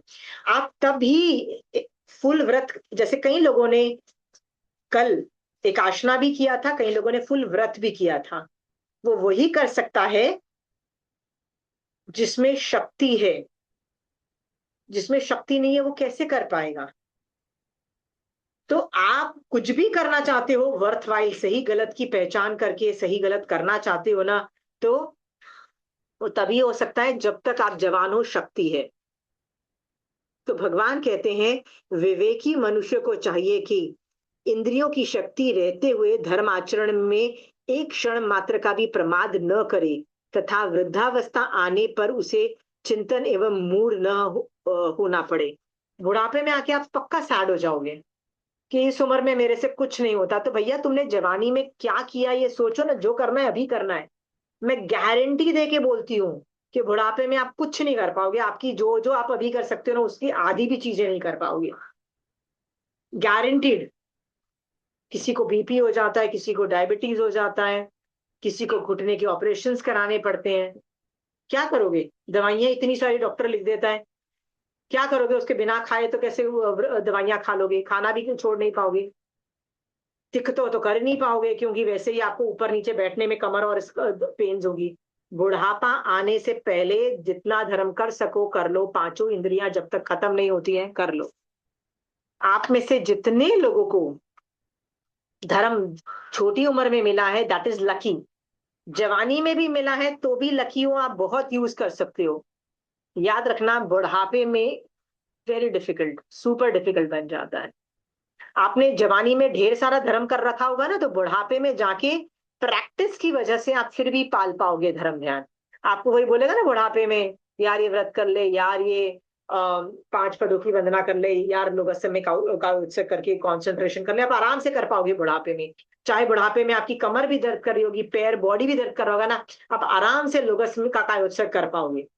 पर यदि आपने ये प्रैक्टिस जवानी में नहीं की, बुढ़ापे में कर पाओगे कॉन्सेंट्रेट?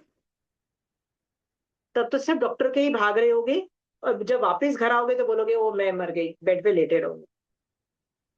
मैं इतनी आपको गालियां दे चुकी हूँ बोलने के लिए, जो करना है जवानी में करो, बुढ़ापे में प्रैक्टिस की वजह से कर पाओ तो कर पाओ, नहीं तो नहीं कर पाओगे। ऐसा आगम बोल रहा है, मैं नहीं बोल रही हूँ। सोचो, सबके साथ होता है। मैंने तो खुद अपने घरों में ओल्ड लोगों को देखा है। I've seen my father-in-law, I've seen my own mother. जितना भी तुम कर लो, बुढ़ापा will make you zero, will make you zero. आप जितने भी बड़े ग्रेट इंसान क्यों ना हो, विल बुढ़ापा विल मेक एवरीथिंग जीरो। कितने कम लोगों को संथारा आता है, सोचा है कभी? सबको संथारा नहीं आता है। व्हाट परसेंटेज ऑफ पीपल को संथारा आता है?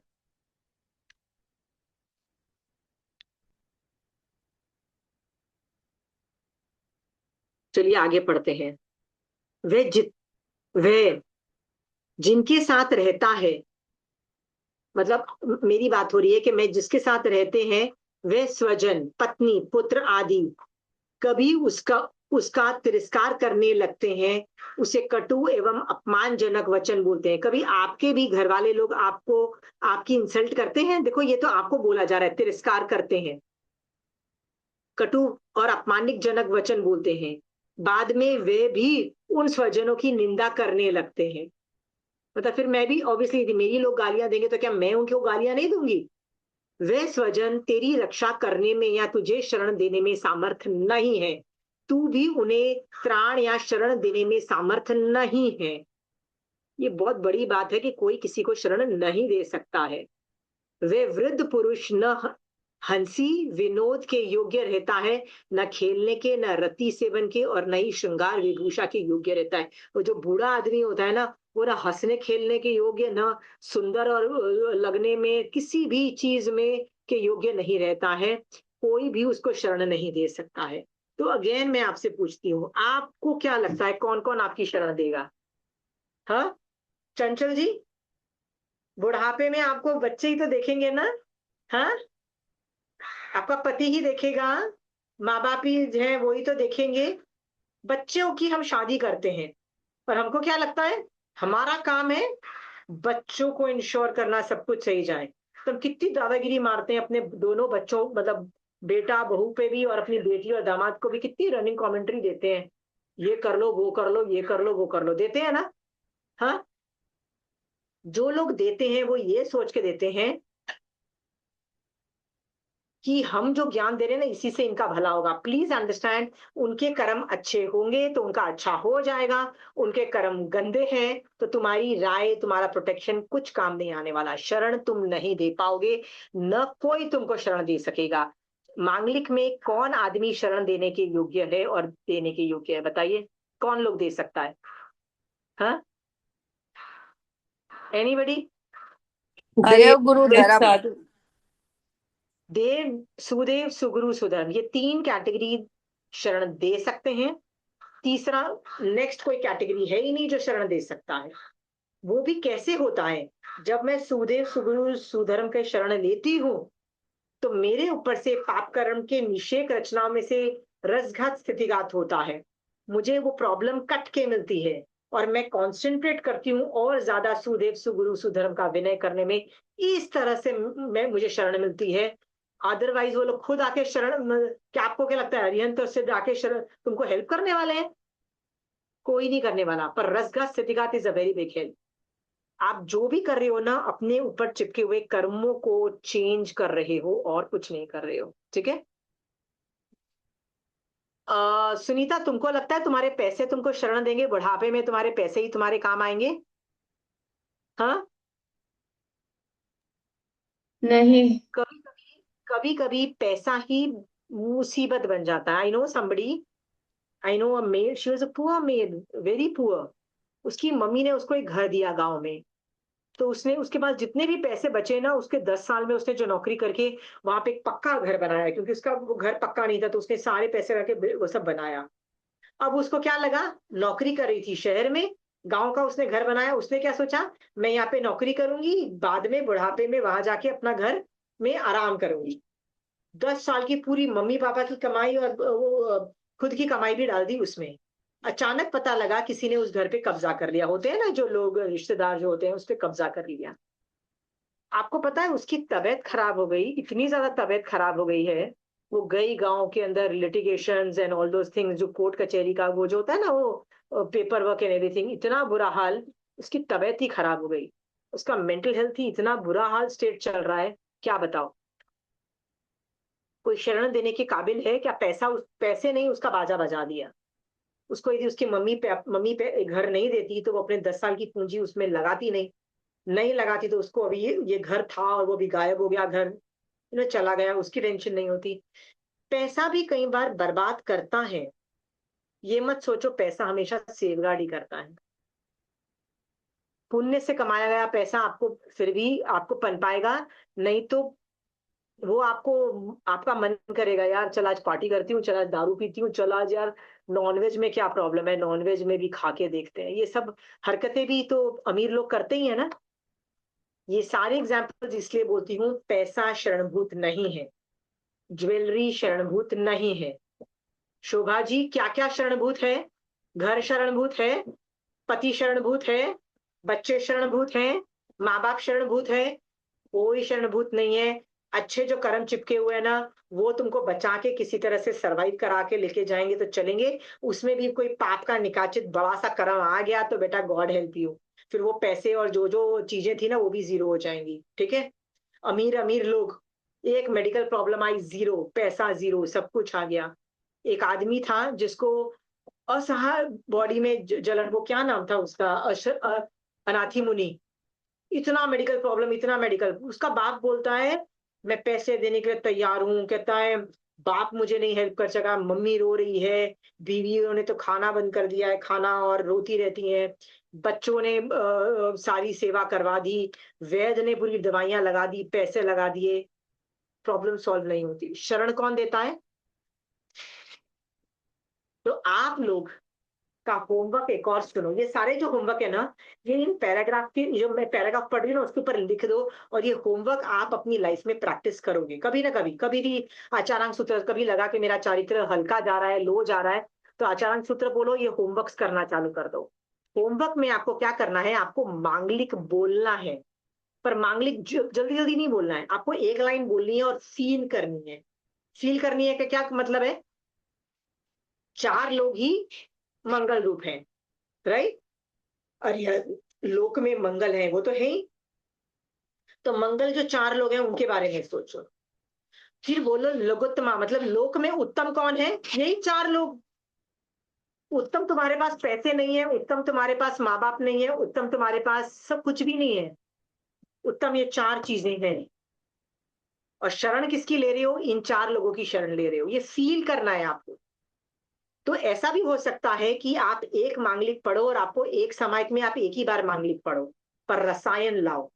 जब आप बोलो अरिहंत अरिहंते शरणम पवज्जानि, अरिहंत भगवान आप ही शरण देने के काबिल हो। जब जब मैं आपको नमस्कार करती हूँ, मेरे ऊपर से रसघात स्थितिघात हो रहा है, नवकार मंत्र भी ऑपरेट हो रहा है।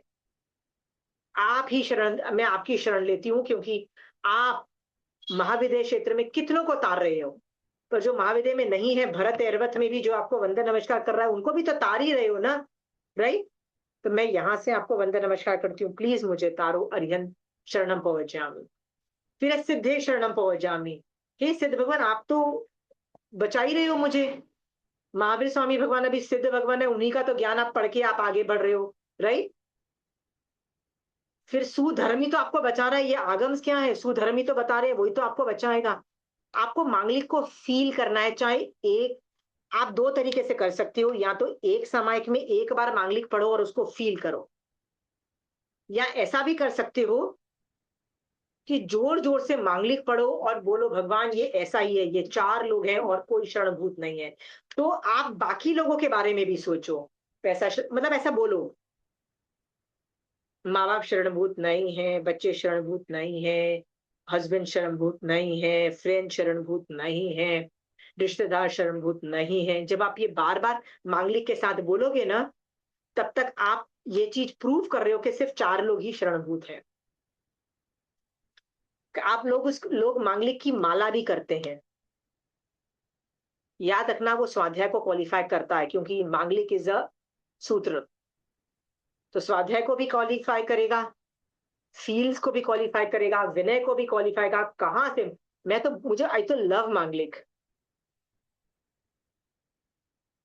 कर सकते हो आप? मांगलिक को कितने लोग फील करते हैं बताइए? How many people feel the Manglik is true, really true? I do, auntie, every day because very good, I am so happy कि तुमको फील लगता है ये चार लोग। और एक और भी बात बता दूं, तुम्हारे पास ये चार लोग, मतलब चतारी मंगलम की बात कर रही हूँ, मतलब ये तीन कैटेगरीज जो है, सूर्य सुब्रम, यदि तुमको लगता है कि मुझे, मैं इनकी शरण ली हुई है ना, ना they will take care of you, they will take care of you. मुसीबत आ जाए, जैसे चंदनबाला की तरह घर से भागना पड़े, बाप मर जाए, माँ मर जाए, यू आर वॉशिंग लोगों के घर में बर्तन, तो भी शी इज शांत। क्यों? उसको पता है मैं अभी भी तीर्थंकर भगवान की शरण में हूं। ऐसे नहीं है कि एक प्रॉब्लम आई तो भगवान मैं तो आपकी शरण लेके बैठी थी, ये क्या प्रॉब्लम आ गई। You can't ask that to Bhagwan. आप पूछ सकते हो सोनल ये चीज, Bhagwan why is this problem happening, मैं जैसे जैसे no, धर्म करती हूँ प्रॉब्लम बढ़ती जाती है, तो भगवान ने ठेका ले रखा है कि प्रॉब्लम नहीं आए। भगवान तो बोलते हैं मेरे बेस्ट साधुज, मेरे बेस्ट श्रावक, लोगों के साथ इतना बुरा हुआ, किसी का सर जल गया, किसी की खाल उधेड़ ली गई, किसी को धानी में पील डाला गया, इतनी गंदी गंदी मौत हुई है ना। भगवान ने बोला मेरा काम नहीं है तुम्हारे शरीर को शरण देना। भगवान किसको शरण दे रहे हैं? आत्मा को। तुम्हारी आत्मा की गारंटी दे रहे हैं कि तुम मेरी बात मानोगे तो मैं तेरी आत्मा को मोक्ष पहुंचा दूंगा। ये गारंटी भगवान शरण आत्मा को दे रहे हैं, बॉडी को नहीं दे रहे। अब बॉडी की धज्जियां उड़ गई तेरी, तेरे को गालियां पड़ रही है, तेरे को 10 लोग खरी खोटी बोल रहे हैं, जैसे चंदनबाला के किसी ने बाल काट दिए, इंसल्ट कर दी, 3 दिन एक कमरे में बंद करके रख दिया, सब कुछ बुरा हो रहा है उसके साथ। पर भगवान जान रहे हैं कि ये बॉडी से बुरा हो रहा है, और भगवान बोलते हैं बॉडी को तो वैसे भी मैंने शरण नहीं दे रखी है। ओके, चंदनबाला को क्या बोल रहे हैं? बॉडी को मैंने शरण नहीं लेते। बॉडी को यदि तेरे को गालियां पड़े, सर जल जाए, खाल कोई उधेड़ ले, भैया मैंने ठेका नहीं ले रखा है उसको सेव करने का। मेरा भगवान क्या बोलते हैं, मैंने सिर्फ किसको सेव करने का ठेका ले रखा है? आत्मा को। सुनीता, कैन यू फील कि बॉडी का बाजा बजेगा इन द प्रोसेस ऑफ आत्मा गोइंग टू मोक्ष? हाँ, हाँ, तुम यदि ये बोलो कि नहीं नहीं नहीं, मैं तो यार मरुदेवी माता की तरह चलते चलते एंजॉय में मोक्ष पहुंच जाऊं, ऐसे ये राजमार्ग नहीं है, ऐसे एनोमलीज केसेस होते हैं, बहुत रेयर होते हैं। ज्यादातर लोग मर मुर के बुरी हालत करके मोक्ष में जा रहे होते हैं। सो अगली बार कभी आपका बॉडी का बाजा बजे तो प्लीज शरण लेने की कोशिश मत करना, क्योंकि भगवान वैसे भी कभी गारंटी नहीं दे रहे वो भला हो जाएगा। वैसे भी भगवान ने सिर्फ आत्मा का ही ठेका ले रखा है, याद रखना, मोक्ष को भेजने को। ठीक है, चलिए। सो मांगलिक का होमवर्क आप करना, ये वाला मांगलिक is a very beautiful thing. आप में से कितने लोग मांगलिक पढ़ते हो रोज अपने आप? प्रतिक्रमण के अंदर नहीं, मारा सांस से नहीं सुनते हो? अब चंचल जी आप करते हो? हाँ सुनीता, लक्ष्मी आंटी, बहुत अच्छी बात है। हाँ। मांगलिक को फील करो, ये मारा सांस दें तो ही मंगलिक ग्रेट नहीं है। मंगलिक 3 मनोरथ का चिंतन, 14 नियम, ये रोज का है। लोगस ये रोज का है। पत्तामर वेरी गुड, ये रोज का है।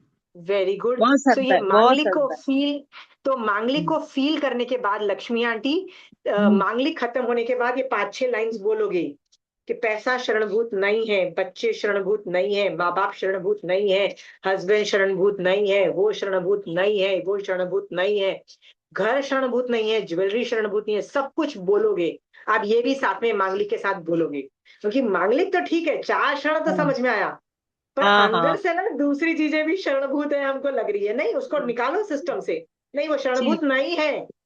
हाँ समझ में आया? हाँ हाँ। आंटी अगर निकालो। लक्ष्मी आंटी एवरीडे कर पा रही है तो वो तो आराम आराम से पड़ीमा ले सकती है कि एवरीडे अगर आप 14 ले रहे हो, कर रहे हो विदाउट एनी वो, लक्ष्मी आंटी आपको इजीली लेना चाहिए पड़ीमा। मैंने मेरा तो पड़ीमा के लिए स्वाध्याय लिया हुआ है, मेरे गुरुदेव से 200 गाथा का स्वाध्याय लिया है, को काल का She's काल going में on a करना tangent पड़ता है। again. Sonal, you can't tell people about पड़ीमा। पड़ीमा जब मैं सिखाती हूँ, जिसका मन करता है वो पड़ीमा ले लेता है, जिसका मन नहीं करेगा वो पड़ीमा नहीं लेगा। मोटिवेट करके यस, पड़ीमा नहीं आती पड़ी है। असीमा पड़ी में कैसे ली जाती है? आंटी, उपासक दशांग का पहला चैप्टर आनंद श्रावक का पढ़ लो, आपको आ जाएगी आंटी। ठीक है, मैं अच्छा यहाँ पे नहीं ठीक बोलने है, वाली हूँ।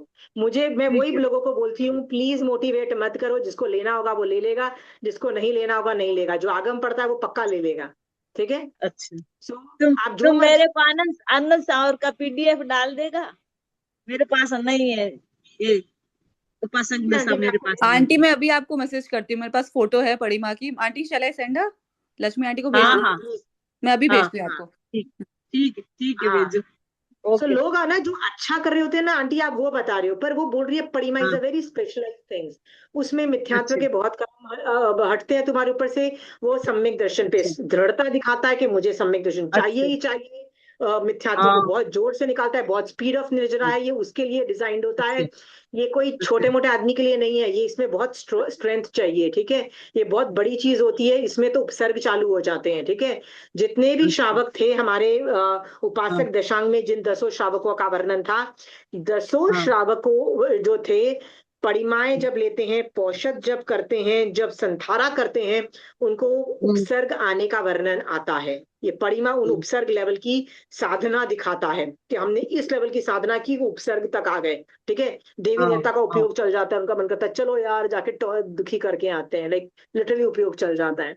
सो हाँ सोनल, अगली बार है ना, परिमा को किसी को मोटिवेट करने से पहले 10 बार सोचो। इट इज अबाउट हाँ। सम्यक दर्शन, it is never hmm, about चारित्र। अरे तुम इतना सब कुछ कर रही हो तो परिमा भी कर सकते हो। No, it was never about charitra, it was always about hmm, samyak darshan. ठीक है, हम्म। चलिए नेक्स्ट ठीक नेक्स्ट पे जाते हैं। ठीक।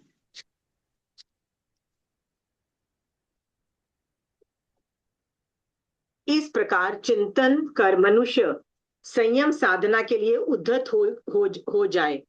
आप उद्धत हो जाओ मतलब आप मांगलिक सुनो और बोलो ये 4 लोग ही जब शरण दे सकते हैं, चत्तारी मंगलम 4 लोग ही कर सकते हैं, तो आप संयम में उद्धत हो जाओ। धीर धीर पुरुष आर्य क्षेत्र उत्तम कुल में उत्पन्न आदि प्राप्त सुअवसर को देखकर धर्म कार्य में मुहूर्त भर भी प्रमाद न करे, अर्थात क्षण भर भी व्यर्थ नहीं जाने दे, क्योंकि आयु शीघ्र से बीत रही है और यौवन चला जा रहा है। यहाँ पे ना वो बार बार एक ही चीज बोल रहे हैं कि बॉस आप है ना साधना में लगो। क्यों लगो? क्यों लगो साधना में, बताइए। ऐसे चला जाएगा मनुष्य भव, ऐसे चला जाएगा। अभी आपको लग रहा है आप 50 के हो, अब पता लगेगा कि आप 80 के हो गए। अब अभी पता लगा कि आपका डॉक्टर ने बोला बॉस आप तो मरने वाले हो। ये 3 ऐसे ही स्टेजेस आ जाएंगी। आपको अच्छा लग रहा है ये सोच करके कि मेरा इतना फास्ट दिन गए कैसे कैसे मैं तो कई बार सोचती हूँ यार 50 की हो गई, ये कैसे हो गया, इतनी फास्ट कैसे हो गया। ये सब सोचो, धर्म कर लो, अभी मौका मिला है, कल का पता नहीं। आज समय कर लो शोभा जी, कल हॉस्पिटलाइज हुए तो कर पाओगे समय। आयुष को आपको पता है कि आप 100 साल जियोगे। सो यहाँ पे उत्तराध्यान सूत्र का वो जो चैप्टर है ना, समय मात्र का भी प्रमाद मत कर, 10th चैप्टर है उत्तराध्यान सूत्र का, वो पढ़ो कि भगवान गौतम स्वामी भगवान को बोल रहे हैं अप्रमत्त बन जाओ, एक समय का भी प्रमाद मत करो। चलिए नेक्स्ट।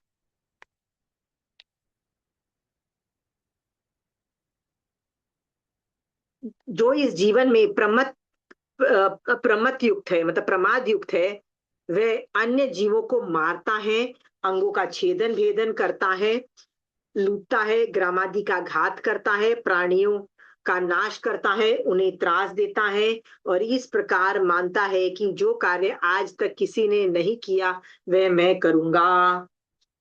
आपको भी तो ऐसे ही लगता है ना कि जो काम आप कर पा रहे हो वो कोई नहीं कर सकता। इतना अच्छा खाना जो मैं बना सकती हूँ वो कोई नहीं बना सकता। इतने अच्छे कपड़े जो मैं बनाती हूँ कोई नहीं पहन सकता। इतना अच्छा मैं घर चला रही हूँ, कभी पति से झगड़ा हो जाए तो क्या बोलते हो, बेटा मैं मर गई ना, दूसरी कोई आके संभाल नहीं पाएगी ये घर को, ये मैं ही हूँ जो ये घर को संभाल रही हूँ, तुम जैसों को संभाल रही हूँ। ये भी डायलॉग हम सुना देते हैं, निकालते हैं ना। तो भगवान कहते हैं मर के देखो, आराम से एडहॉक नेक्स्ट अरेंजमेंट हो जाएगा। हो जाता है, सीरियसली हो जाता है। हाँ, जो तुमको लगता है कि तुम्हारे बिना दुनिया नहीं चलती है, आराम से चलेगी। सो भगवान कह रहे हैं इस तरह मानता है कि जो कार्य आज तक किसी ने नहीं किया वह मैं करूंगा। प्लीज निकलो इस मान से। ठीक है, घर पता नहीं किसकी पुण्यवानी की वजह से है। आपके अच्छे कपड़े शायद इसलिए हैं क्योंकि आपके पति को अच्छा कपड़े वाली बीवी मिलने वाली थी, है ना शोभा जी, है ना। बच्चे इसलिए अच्छे हैं क्योंकि उनकी बीवियों को अच्छा पति मिलने वाला था, राइट। आपका कुछ नहीं है शोभा जी, समझ गए हो। थोड़ा हम्बल बनो, एकड़ी जीरो, टोटल एकड़ी जीरो, मान तो टोटल जीरो हो जाना चाहिए। मैं क्या करूंगा, मैं क्या बनूंगा खाक। वैसे भी जो अभी एकड़ी है भी ना, उम्र के साथ साथ वो एकड़ी भी जीरो हो जाने वाली है। एक बीमारी आने दो, जीरो हो जाती है एकड़ी सारी।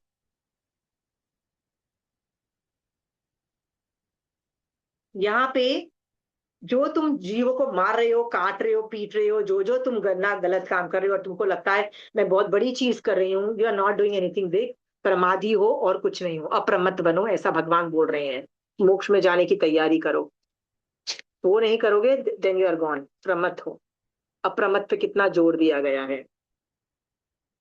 जिस पुत्र आदि आत्मजनों के साथ वह निवास करता है वे पहले कभी उसका पोषण करते हैं, तत्पश्चात वे धन आदि के द्वारा उन स्वजनों का पोषण करता है। इसका इतना होने पर भी वे स्वजन तुम्हारे रक्षा करने में और शरण देने में सामर्थ नहीं है, तथा तुम भी उनको शरण देने में सामर्थ नहीं हो। पहले तुम उनको बच्चों को पाल पोस के बड़ा करते हो, फिर बच्चे तुमको पाल पोस के बड़ा करते हैं, पर शरण कोई नहीं दे पाता, रक्षा कोई नहीं कर पाता। अल्टीमेटली जब डॉक्टर बोलता है, हाथ खड़े कर देता है डॉक्टर, तो आपके बच्चे भी हाथ खड़े कर देते हैं। वो कहाँ से तुमको जिंदा अमर बना देंगे, तो वो भी हाथ खड़े कर देते हैं। फिर तुम मरते हो तो तुम्हारी बॉडी को लेके जाते हैं, जला देते हैं। सोच के देखो, कोई शरण नहीं देगा। कौन शरण दे सकता है बताइए, कौन शरण दे सकता है? जोर से बोलिए, जो जो शरण दे सकता है साथ में बोलो। धर्म शरण दे सकता है। धम्मम धर्म शरण शरणम दे सकता है, गच्छामि। सुदेव, सुगुरु, सुधर्म, ये तीन लोग सुधर्म। शरण दे सकते हैं। मैं इन्हीं की शरण ग्रहण करती हूँ। हे तीनों चीजें पंचतन्में की शरण मेरे दे। जीवन में आ जाओ। सुदेव, हमेशा मेरे साथ रहो, मुझे गाइड करते रहो, मेरे मोक्ष मार्ग को प्रशस्त करते रहो, ठीक है? महावीर स्वामी भगवान, आपका ज्ञान का उपयोग हमेशा मेरे साथ रहे। यदि भगवान आगम रूप आपका जो ज्ञान है वो मेरे अंदर उपयोग रूप में बोलता रहा, तो पक्का मैं आपकी बात सुनते सुनते मोक्ष चली जाऊंगी। मैं आपकी शरण लेती हूँ। सुगुरु, पढ़ाई द्वीप में 2000 करोड़ से ज्यादा साधु हैं। इतने वंडरफुल साधु एक ही काम कर रहे हैं। क्या काम कर रहे हैं? अप्रमत्त होके अपनी आत्मा के ऊपर से सारे जो पाप के कर्म है उनका रसघात स्थितिघात कर रहे हैं। ऐसे जो कर रहे हैं उनके ऊपर से सिर्फ एक ही चीज हो रही है, उनके ऊपर से ढेर सारे कर्म हटते जा रहे हैं, हटते जा रहे हैं। जैसे मैं ब्रीद आउट कर रही हूँ, जैसे मैंने शुभ मनोवर्गणा ब्रीद आउट कर रही हूँ, वो पाप के कार्बन वर्गणा अपने ऊपर से अलग पृथक तो करते जा रहे हैं। और इस तरह से बंध सिर्फ पुण्य का ही कर रहे हैं। उनकी लेशिया भी एकदम शुभ पुद्गलों से बनी हुई है। तो वो औदारिक शरीर होने के बावजूद भी उनके आसपास कितनी खुद को भी साता मिलती है और आसपास वाले लोगों को भी शुभ लेशिया की वजह से सिर्फ साता मिलती है। वो बाहर मनोवर्गणा जो फेंकते हैं वो शुभ ध्यान से ध्याए हुए मनोवर्गणा होने की वजह से बहुत ही शुभ, पॉजिटिव, शांत, शीतल, पॉजिटिव देने वाले होते हैं, जिससे आसपास का वातावरण भी बहुत अच्छा हो जाता है। ऐसे साधु ढाई द्वीप में 2000 करोड़ से ज्यादा है। ऐसे गुरु भगवंत जहां भी आप हो, मैं आपकी शरण ग्रहण करती हूँ। अब भगवान ने, महावीर स्वामी भगवान ने कहा है, जब जब मैं आपकी शरण ग्रहण करूंगी, मेरे ऊपर से जत्थे के जत्थे पाप कर्म हटेंगे, रसघात स्थितिघात होगा। मैं वही चाहती हूँ कि वो हो, मैं हलुकर्मी बनूं और जल्दी से जल्दी मोक्ष में जाऊं। इसके बाद तीसरा, सुधर्म। महावीर स्वामी भगवान ने जो आगम रूप मुझे धर्म सिखाया है श्रावक पने का, मैं वो बहुत अच्छे से पालूं। कभी भी मैं तीर्थ से बाहर न निकल जाऊं, भगवान इसका ध्यान रखना। कभी भी मैं कुछ ऐसी हरकत न कर दूं कि मैं किसी भी वजह से तीर्थ के बाहर चली जाऊं। भगवान, इनफैक्ट अभी यदि श्रावक हूं, आगे उत्तरोत्तर वृद्धि करते करते कभी साधुपना भी आए और कभी मैं मोक्ष में भी जाऊं, तो मेरा तीर्थ में रहते रहते ही आगे प्रोग्रेस करके मैं आगे ही जाऊं, पर मैं तीर्थ से बाहर नहीं हो जाऊं। भगवान, हे सुधर्म, इतना ध्यान रखना। आप मेरे पास हमेशा रहना। सुधर्म, आप मुझे गाइड करते रहना, सही और गलत में भेद विज्ञान करवाते रहना। क्या करने योग्य है, क्या करने योग्य नहीं है, क्या मुझे अभी कषाय करना चाहिए, क्या मुझे कषाय नहीं करना चाहिए, क्या मुझे इंद्रियों पे संयम रखना है कि मुझे इंद्रियों पे संयम नहीं रखना है, मुझे हर सिचुएशन भी कैसे सोचना, कैसे बोलना, शरीर से कैसे करना। भगवान, हे आगम रूपी श्रुत ज्ञान, हे आगम रूपी श्रुत सरिता, प्लीज मेरे आत्मा में बस जाओ और मेरे अंदर से सारी काली काली जो भी नेगेटिविटी है, जो भी पाप रूपी कर्म है, प्लीज उसको हटा के मेरे को हलुकर्मी बना के सिद्ध भगवान बना दो। मैं इन तीनों लोगों की शरण लेती हूँ, सुदेव, सुगुरु और सुधर्म। आप शरण देने के काबिल हो, ऐसा महावीर स्वामी भगवान ने बोला। प्लीज आप अपना काम करो, मेरा काम था शरण लेना, आपका काम है शरण देना। आप मुझे शरण दीजिए और जल्दी से जल्दी मेरी आत्मा को मोक्ष पहुंचा दीजिए। ये जो मैंने अभी प्रैक्टिस करके बताया है, ये मांगलिक बोल रहा है अंदर से, सुदेव, सुगुरु, सुधर्म, तीन लोगों का शरण। लक्ष्मी आंटी प्लीज म्यूट कर लीजिए अपने आप को। हाँ, हम हर तरीके से कुछ भी हो जाए, तीन शरण के बाहर नहीं जाए। और इन तीनों की रोज शरण ले। बोलने रूप नहीं, समझो कि यही शरणभूत है। अनाथी मुनि ने ये सोचा था कि पैसा मेरे को मेरे पाप कर्मों से बचा नहीं पा रहा है। तो सुनीता, तुम्हारे पाप कर्म का उदय होगा, कोई तुमको बचा पाएगा? तुम्हारी नहीं, फ्रेंड्स, तुम्हारे भाई बहन, तुम्हारे बच्चे, कोई बचा पाएगा? कोई पर नहीं। अभी जब तुम सुदेव सुगुरु सुधर्म का विनय करोगे, तो पाप कर्मों में रसघात स्थितिघात की वजह से कट के मिलेगा वो पाप। और वो इतना कट के मिलेगा कि जब वो उदय में आएगा भी ना, तुम उसको झेल लोगी। तुम्हारे पास इतनी, मतलब झेल लोगी का मतलब होता है तुम्हारे पास फिर भी सही दृष्टिकोण से तुम सोच पाओगी, सम्यक दर्शन टिका पाओगी। इस वजह से सुनीता, सुदेव सुगुरु सुधर्म का विनय करो, ढेर सारा मांगलिक पढ़ो, ठीक है? तो आज की क्लास में मांगलिक का बहुत ज्यादा इंपॉर्टेंस आ रही है।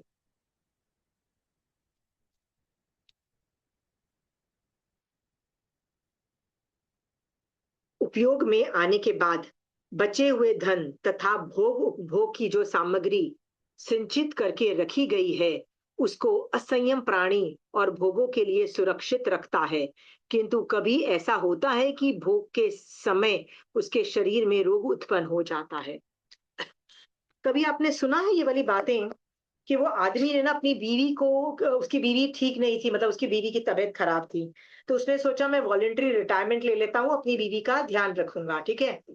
जिस दिन उसका लास्ट डे था, रिटायरमेंट का डे था, उस दिन उसकी बीवी की डेथ हो गई। उसने वॉलेंटरी रिटायरमेंट की। होता है, ऐसे भी मैंने केसेस देखे हैं कि हम लोग जल्दी से रिटायरमेंट ले लेते हैं, हमारे पास इतने पैसे हैं, अभी हम पूरा वर्ल्ड ट्रैवल करेंगे।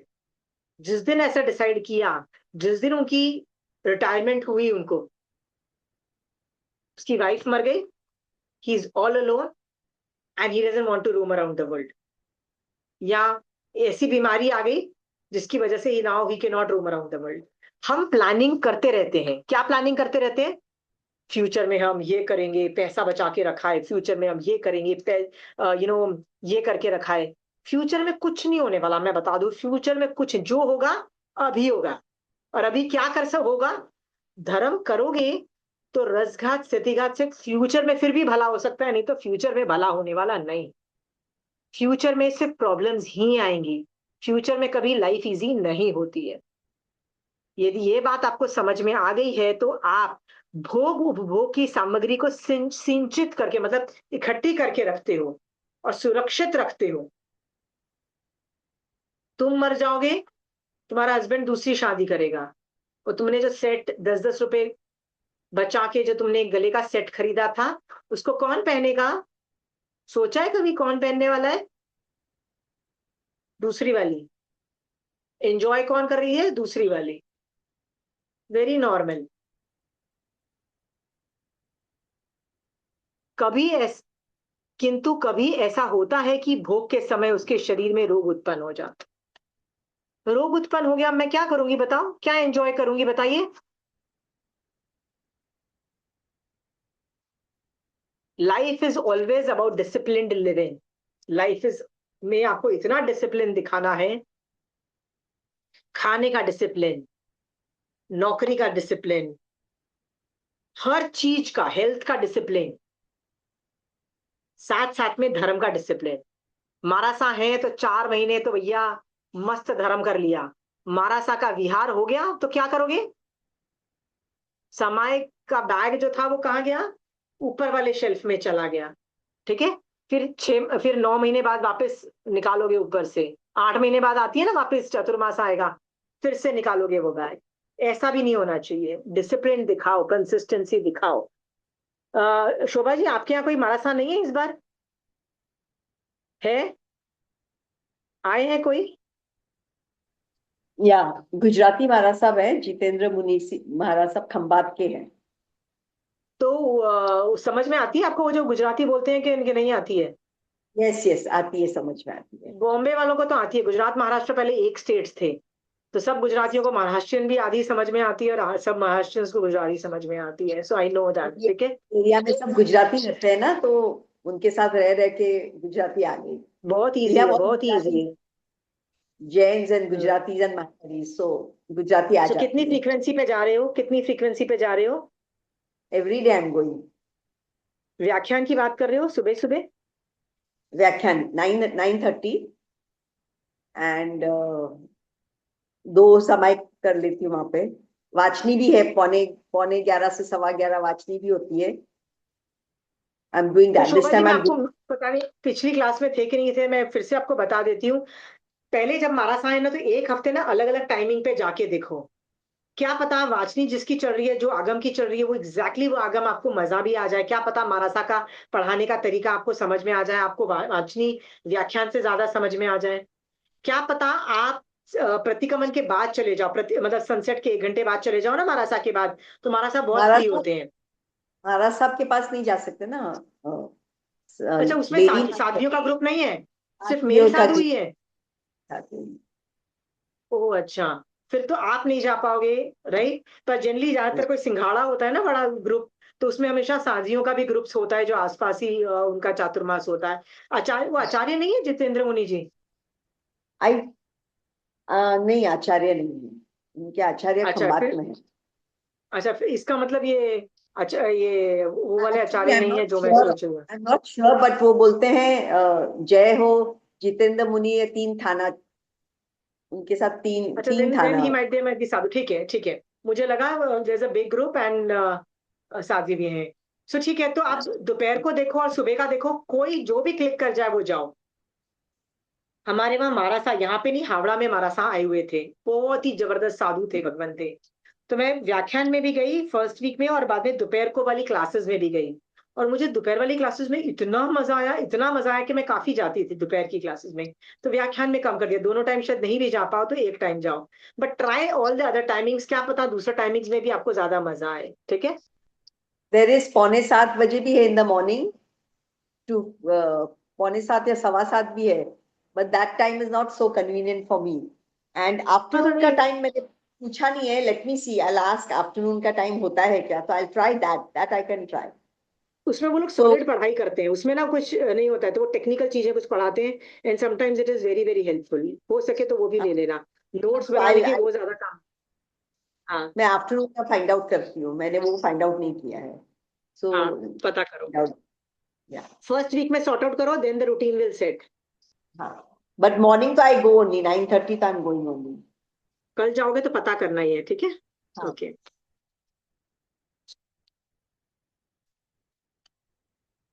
जिन पुत्र आदि आत्मजनों के साथ वे निवास करता है, वे आत्म आत्मीय जन किसी समय पहले ही उसे छोड़ देते हैं, अथवा वे पुरुष बाद में उन आत्मीय जनों को छोड़ देते हैं. अतः शास्त्रकार कहते हैं कि हे पुरुष, न तो वे तेरे त्राण और शरण में सामर्थ है, और न ही तू उनके शरण रक्षा करने में, शरण देने के लिए सामर्थ है. बेसिकली अशरण भावना को खींच रहे हैं, राइट. सो यहाँ पे विवेचन में लिखा है, बुद्धिमान पुरुष को धन की तृष्णा से अपनी अमूल्य समय को नष्ट करना उचित नहीं है. आप धन को कमाने के लिए आप अमूल्य समय गवाते हो. उल्टा करो, आप तृष्णा, मतलब तृष्णा छोड़ दो, मतलब धन का लालच छोड़ दो, और अमूल्य समय बचा लो, और वो समय धर्म में डाल दो. ठीक है. Do the other way round. Next is, प्रत्येक प्राणी के सुख और दुख को अलग अलग जानकर रोगादि कष्टों को संभाव पूर्वक सहन करना चाहिए. जो अवस्था अभी बीती नहीं है, उसे देखकर हे पंडित, तू क्षण को, अवसर को जान समझ.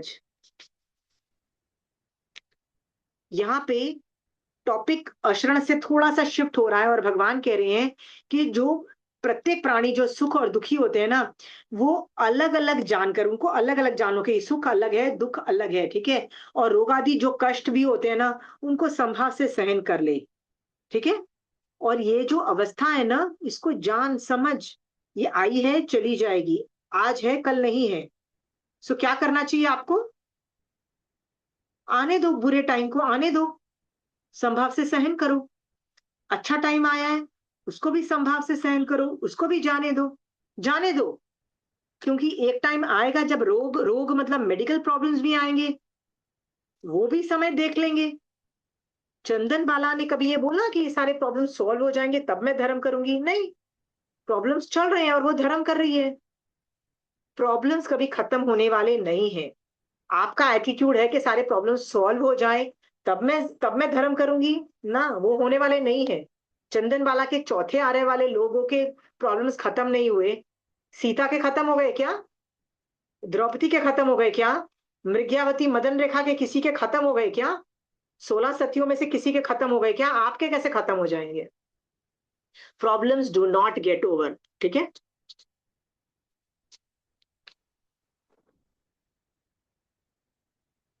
यहाँ पे मैं विवेचन में कुछ पढ़ना चाहती हूँ।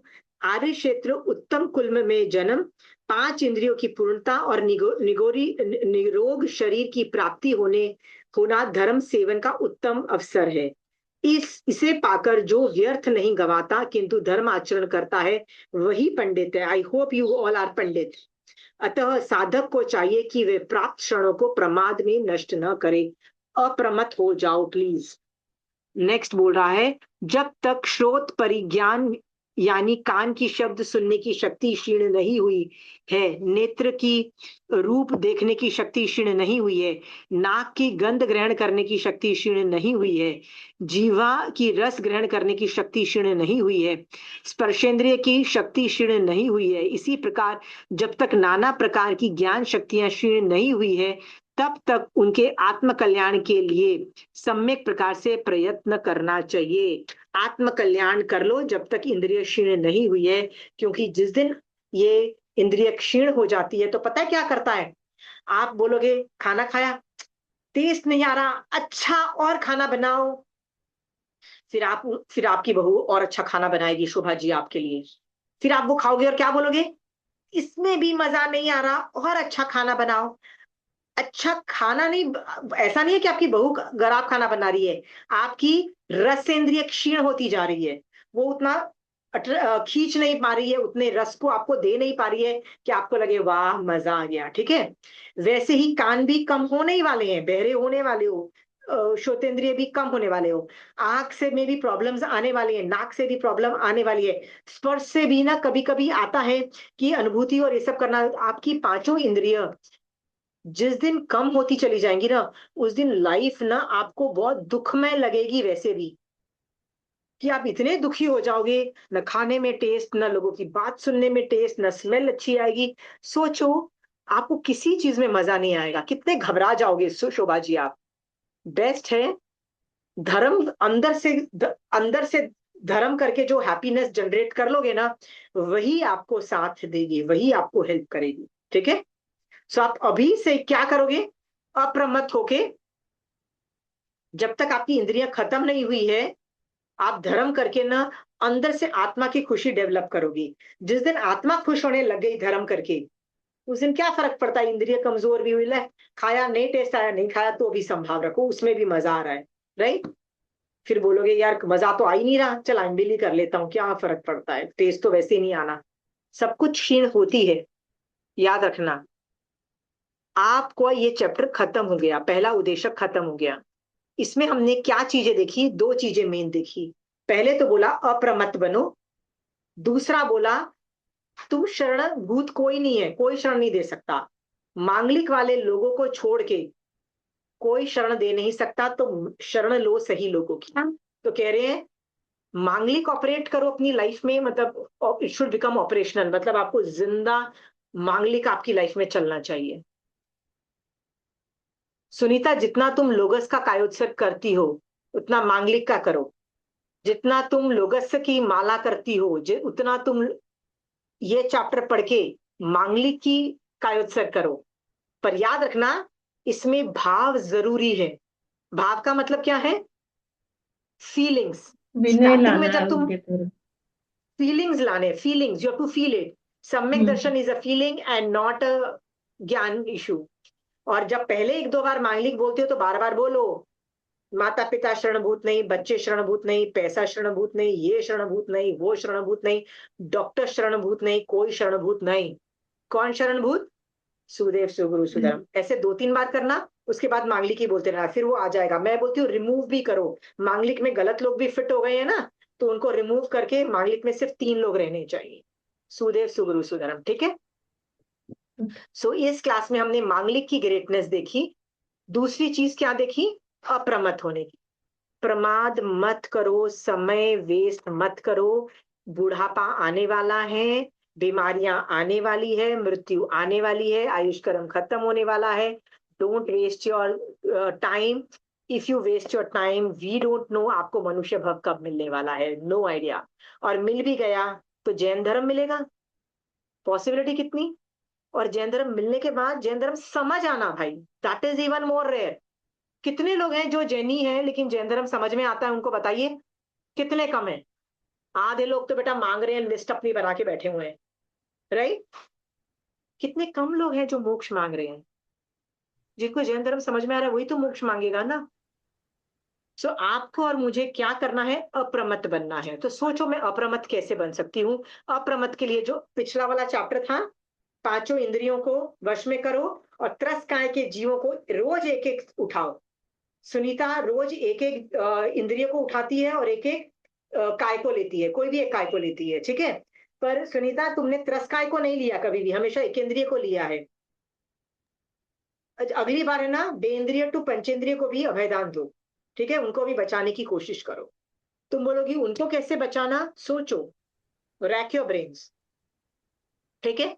आज मैं त्रस्काय, क्योंकि 6 काय जीवों को बचाना है, तुम सिर्फ एकेंद्रिय फोकस कर रही हो। हमारा फोकस त्रस भी होना चाहिए। त्रस में बेइंद्रिय से 5 इंद्रिय वाले लोग होते हैं, ठीक है। ओके, ठीक है, उनको भी बचाना है, उनको भी मिनिमम डैमेज करना है, उनकी भी यातना करनी है, ठीक है। ओके, हाँ, ये भी करना है। तो मैं सोच रही थी तुमको बोलूं कि ये तुम त्रस के ऊपर नहीं जा रही हो, तुम एक इंद्रिय के पीछे पड़ी हुई हो, ठीक है। गो टू त्रस also, then you realise that the diversification भगवान इज आस्किंग फॉर, ठीक है।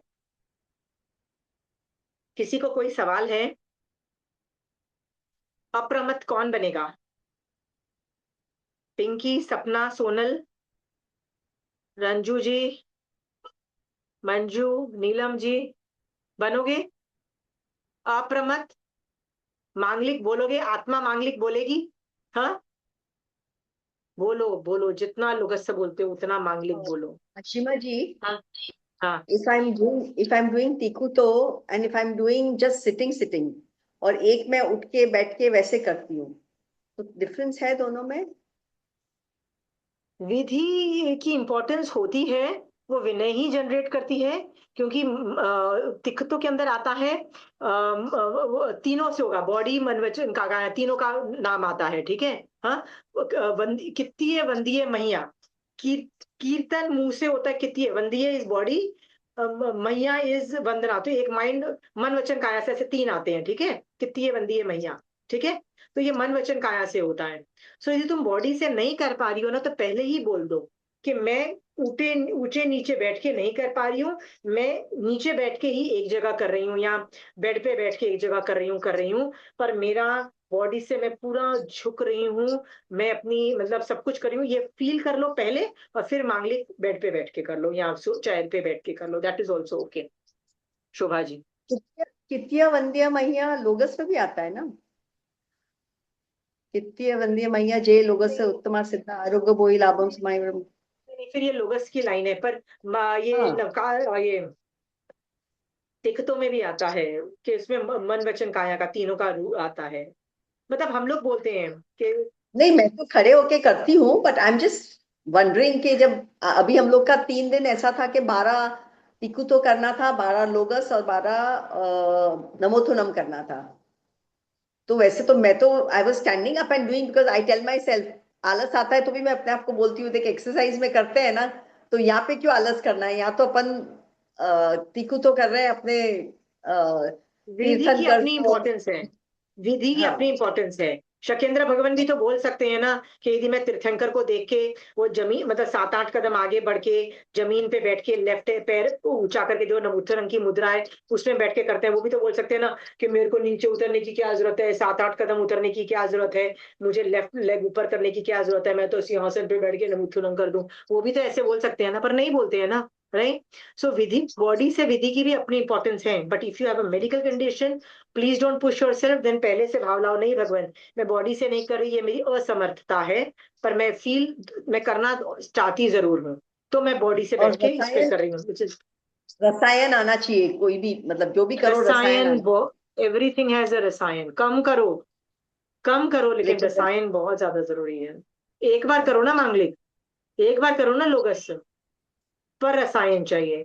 नमुत्थनम का एक एक अक्षर, एक एक एडजेक्टिव दिखाई देना चाहिए, राइट? या राइट।